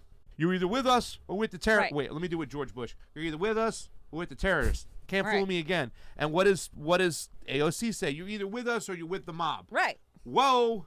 Hello. It's the same thing. Same guys. language. They're pitting the people against each other because we are the biggest threat to the empire. And it has been a long time coming. As you can see, they have been formulating this for a while now. This is nothing new. The Capitol insurrection, which is why I think it was a giant psyop, gives them yet another excuse to say, now look, we've been talking about this. Now we need to do this now. These white supremacists got to be taken down. And nobody's saying that those people don't exist, but they're making it out to be like literally half the country, over half the country is a white supremacist. Like that is impossible. That is insane. They're not like, they know that people are upset and angry and ready to like go actually be against the government. And so they're doing this now. This is why they have troops in DC till March. Yeah. Like they're still thinking something's gonna happen. Like this is gonna come back and bite the left because they're already doing it. They're saying, oh, these anarchists are dividing the left because the anarchists started whether you want to call them Antifa, they were all in black. They started protesting too and saying, fuck Biden, we don't want these people. They started protesting. I don't know if they were real or not, whatever the hell it is. There are people that are angry and they're going to show you that they're angry because their concerns aren't being addressed. Yeah. And how about the way they tie the whole election thing to the whole situation? Donald Trump was telling lies about the elections. He used that to incite violence at the Capitol and stuff. So now you can't even talk about elections too as well. You look at George Stephanopoulos going on there with Rand Paul and still like, you're an idiot. This is evidence free. You're a kook. You're an idiot for talking about these elections. They don't even want you to talk about those things in the mechanisms which they keep power. So they're lumping everything together. It's domestic terrorists. You can't talk about elections. They have to keep their power. Let's pit the people against each other. Let's create positions within the government to spy on U.S. citizens. Guys, we're not all psychic here. This is what when you know what has been done before and you look at the history and you smell what's coming. Then Johnny, all of us said what's happening now. We literally said it. I mean, it's scary how accurate that was. The greatest threat to the empire of the United States, of the West, is its citizens. They know that because we're opening up our eyes, we're listening, we're learning. The internet was supposed to be used for certain things, but I think it provided an avenue. And now they're trying to regulate it badly as best they can, but it provided an avenue for us to see what was going on, to pull the curtain out and look at the Oz, the wizard, for who he is. And you know what I'm saying? The chickens is coming home to roost, but this is going to be the last stop right here. And they're trying to see how much consent they can, manufacture up and how many people will cheer it on. But we know this, fam. There's been a bunch of people on the left and a bunch of people on the right. Like I said, they cheer on the whole censorship. The other side cheers on that we're not censoring the right people. You know what I'm saying? And then you got a bunch of other people with us in between. Well, all of those people who don't feel that way, we need to start speaking up. Censorship is not okay. These restrictions on our civil liberties, they're just going to be able to look at everything at all times, whatnot. And now they've classified almost every single classification out there as a domestic terrorist. And I'm saying every little thing, a vegetarian, a vegan. I'm surprised they said they should have said people who are vegetarians, who drink milk are okay, but vegans are not because, it's just weird. It's crazy. And the fact that they even brought in the fact that you're still bringing up elections.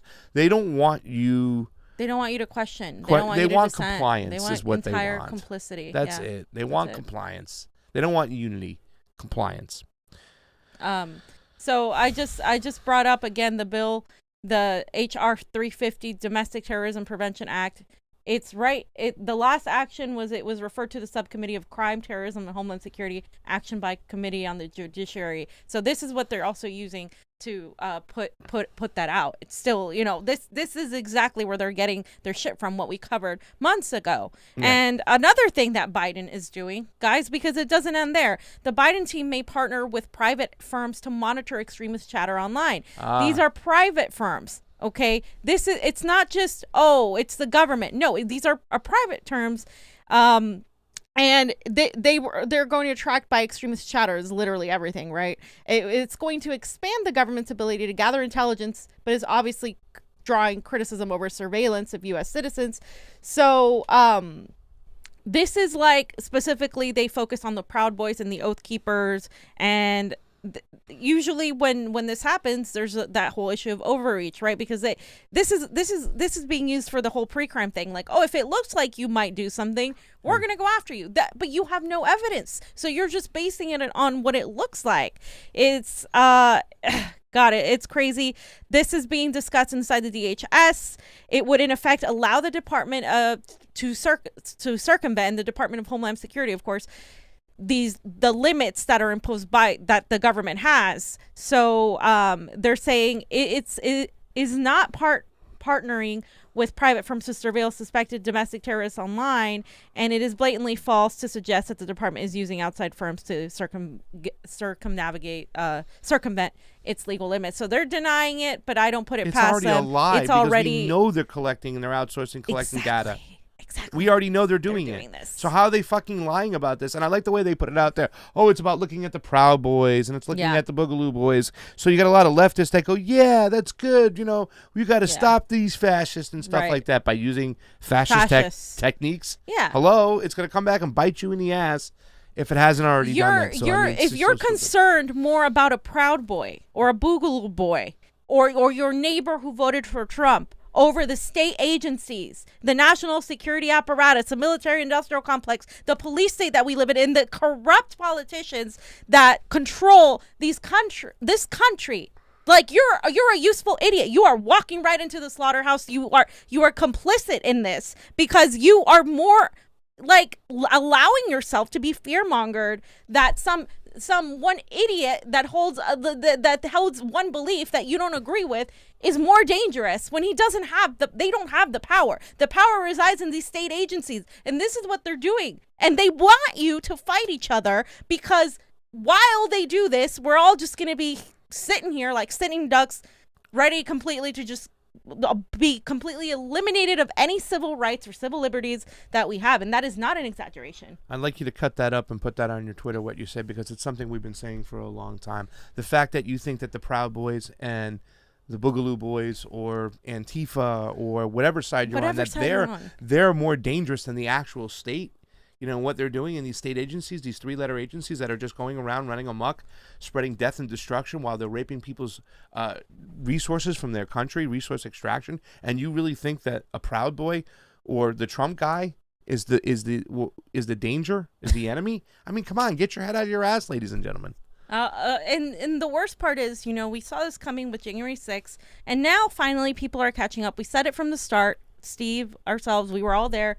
This is a whole psyop. You know, Whitney Webb was talking about it before it happened. There's going to be an event that they're going to use to impose these crackdowns, etc. And here's Tucker Carlson merely suggesting that the 1/6 insurrection was a false flag operation by the FBI, something we've said all along. And he got skewered by everybody, even people on the right, for suggesting this. Well, he's a little late to the party because he was like everybody else, jumping on with the Matt Gaetz mentality that we have Antifa members. Like, Antifa?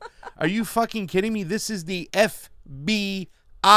We said these three-letter agencies are behind us for how long? They wanted January 6th or J6th, however you're calling it, to be a lot bigger than it was. They counted on a lot of Trumpers to go in there and really maybe get killed or kill somebody, whatnot, but they didn't. They got a little bit of Ashley Babbitt, rest her soul. She got killed. Sitnik, we don't know how he died days later and stuff like that, but it wasn't the event they hoped it was. And the reason why we know they hoped it was crazy is because they keep talking about it. They keep making policy on it. And right now we have this new going through the subcommittees, you know, and this is dangerous because when you look at what those subcommittees are talking about, that's where the policy is going to come out of these subcommittees. They're already doing it. They're not going to wait. They're already doing this. They're already actively doing this. Let's just hear this video. So yeah, We just played tape of Vladimir Putin. Now, under normal circumstances, we would never play tape of a foreign adversary criticizing. Okay, Johnny's gonna download it real quick. What The do you audio got? is shit. Yeah. Let me go to the next one. I think. Magnus. Okay. All right, so guys, you guys know Magnus, right? We've had him on the show. I've been on his show, and he posted on June 19th about how he. Is it ready? Okay. How about how cops raided his house? Okay, and we'll go over it in a second. We'll show you the pictures, but the cops raided his house. He's not sure why, and it's just bad. Somebody told them saw police at your house, and they said sorry, your place. Police went inside your house. So this is actually happening in live time. Like, what's going on? He goes, I have no clue. So accordingly, these are the updates he had from the neighbors. Some guys showed them a paper and police yelled police and went inside. They made the guy stay outside. Then they went in. After a while, they let this guy in. They stayed in there for a while. There we have that. And then he goes on to have some updates, some videos talking to the neighbor that he had. And then, he says 2 vehicles, neighbor couldn't see what PD, 4 cops, 1 unidentified woman, 1 plainclothes man with a piece of paper, screen door fucked and barely hanging on, latch not busted but forced, nothing missing, rifle messed with, alarm clock stove and microwave were flashing time, so power went out for a second, so they were unplugged and moved. So that's pretty Have we heard much anything back from him since or no? Yeah, he's been online. Has he talked to the cops? I don't know. We should. I want to talk to Magnus and see if he can come and relay his story in more detail. All right. I think that would be a great idea. I just wanted to point it out that he's been raided, and he's not the only one. There have been other raids, and since January 6th, Put your seatbelts on. The sheriff come to people's houses. We've seen we've seen people be visited for whether it was AOC or Ted Cruz or Marco Rubio for saying anything online about politicians. Yeah. They're being visited, and still they want more security for themselves, and that's going to affect your civil liberties. Now, when you protest, when you do anything, protests are now slowly becoming illegal. So it's really telling, guys. It's really telling that this is happening. I don't know if you want to read some super chats while we wait for the. No, the video's ready, right, Johnny? Oh, am I ready yet? Let me look real quick, see if there's any super raves in between. Thank you for almost the 300 people hanging out on YouTube. We're hanging out on Rokfin, having a good time and fun over here. Holy cow. Somebody left some love, so let me address these people right off the jump. How many people we have here? That's the question.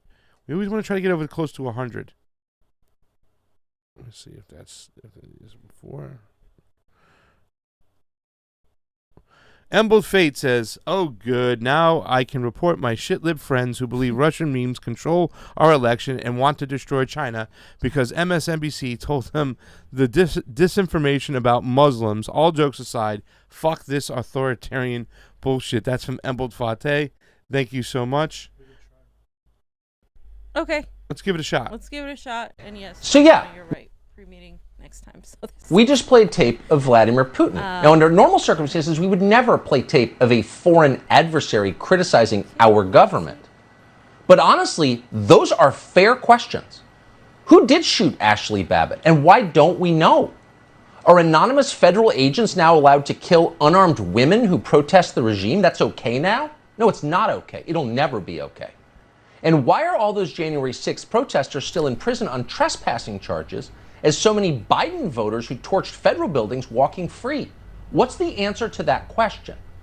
If all of that was going on in Russia, we would rightly call it scary. We would call Putin a dictator. In fact, we do call him a dictator. And speaking of January 6th, why are there still... Okay, I can't hear it. So many things, basic factual matters that we don't understand about that day? Why is the Biden administration preventing us from knowing? Why is the administration still hiding more than 10,000 hours of surveillance tape from the U.S. Capitol on January 6th? What could possibly be the reason for that? Even as they call for more openness, we need to get to the bottom of it. They could release those tapes today, but they're not. Why? We ought to be asking those questions urgently, because as the Attorney General reminded us today, a lot depends on the answers. And at least one news organization is asking that, Revolver News. It's a news site. It's turned out to be one of the last honest outlets on the internet. A new piece on revolver.news suggests an answer to some of these questions. We know that the government is hiding the identity of many law enforcement officers who were present at the Capitol on January 6th, not just the one who killed Ashley Babbitt. According to the government's own court filings, those law enforcement officers participated in the riot, sometimes in violent ways. We know that because, without fail, the government has thrown the book at most people who are present in the Capitol on January 6th. There was a nationwide dragnet to find them, and many of them are still in solitary confinement tonight. But strangely, some of the key people who participated on January 6th have not been charged.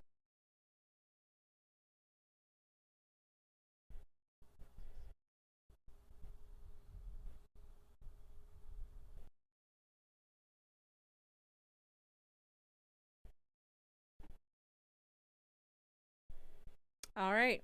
So finally, late to the game, but he got skewered by the vast majority of liberals, calling it a conspiracy theory. Not just liberals, but progressives, of course, who just hate him because he's, his views.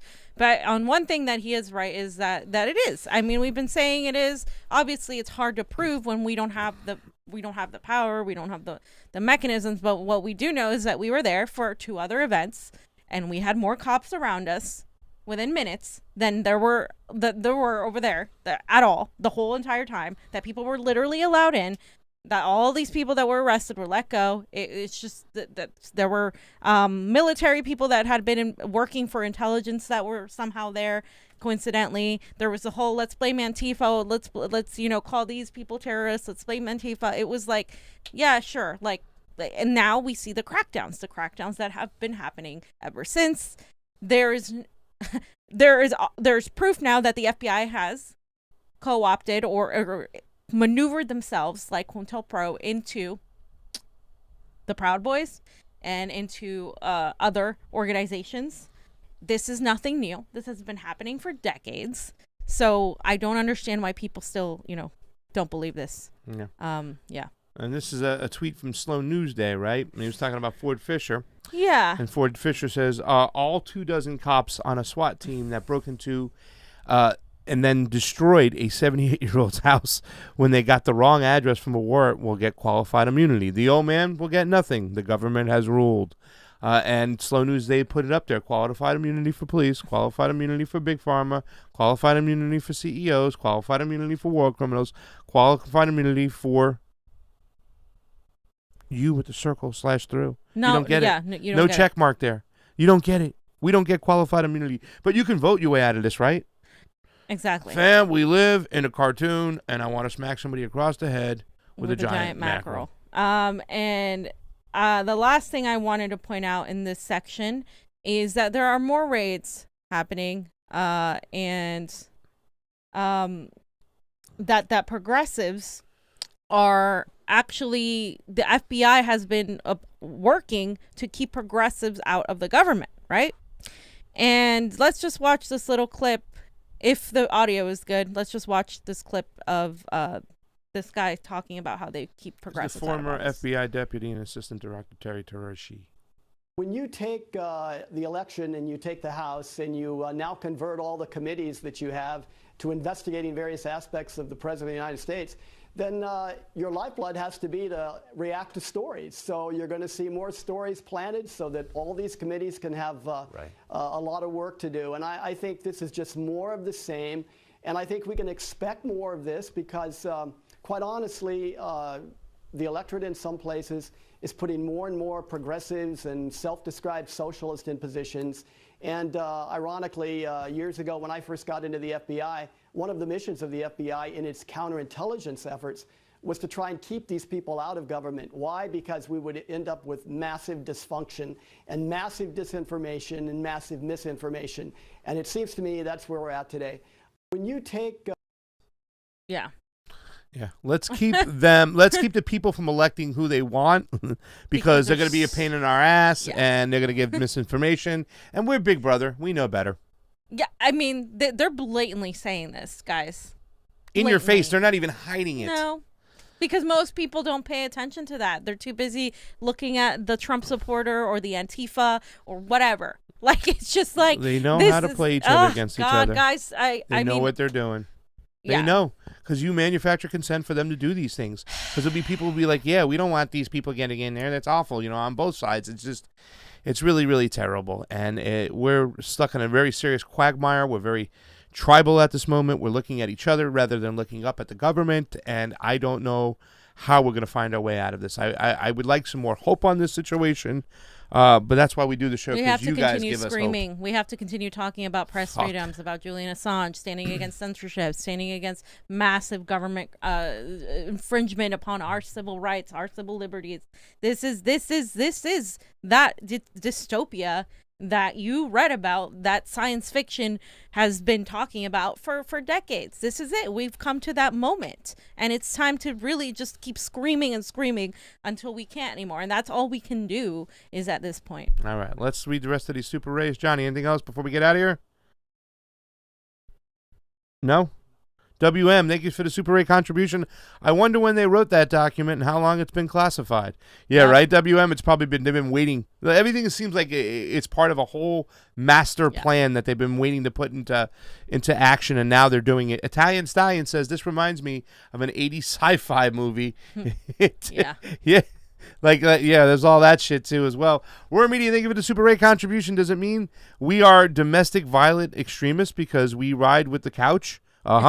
Yes, it does, Roar. Saddle up and happy trails. Guilty by association. You're going down with us. We're going downtown, pal, and you're going with us. We also have No Offense. Thank you so much. Must be a Monday. You know it, No Offense. No, that wasn't a burp. That was a hiccup. Or did we miss one? I'm just going back because it's been acting. Let's see. It won't let me go back too far. It's been acting very fugazi. Did I miss any Super Rays, Johnny? Let me see. Let me check. Yeah, I know. I think I missed a big one, right? I don't know. There seems like there's got to be a big one I missed because it jumped up. Yeah. And it doesn't seem WM. See, it only gets me from a certain part. That's weird. Italian Stallion. Yeah, it's been acting a little cuckoo. Okay, 95 people. If I miss somebody's Super Ray, I'm going to look at the Super Rays, and I'll make sure that Wednesday that we hit you back. Joni Bug, thank you so much for the Super Ray contribution. It is always appreciated on the couch. Joni Bug, write something next time, okay? Yeah, Joni Bug. Leave it be and let me do my thing. What the heck? Guys, thank you so much for everybody participating today. All the people on YouTube, all the people on Twitch. Was there a person? Facebook, we love you all. We have more trolls on YouTube than we do on Rokfin, which is always a pleasant surprise. But if you haven't signed up for the Rokfin account, it is free. Rokfin. It really does help us out because we're not getting censored there. And as you see by today's show, more censorship is coming. So we're going to need all the help we can get from you guys. Rokfin does help us out. The more people we bring to the platform, the better it is for us. That was the Joni Bug that was giving us the love. We got 95 people get there today, almost 100. We'll try harder next time. Thank you so much. Want a special thank you to our Patreons. You guys are amazing. But once again, we don't know how long that stuff's going to last over there. Yep. So a subscription on Rokfin will be just as good, if not better, than a subscription on Patreon. But we love you all for doing so, and thank you guys. Thank you so much. For Pasta Jardula, Fiorella, Johnny Sue on the ones and twos. Convo out. I'm gonna go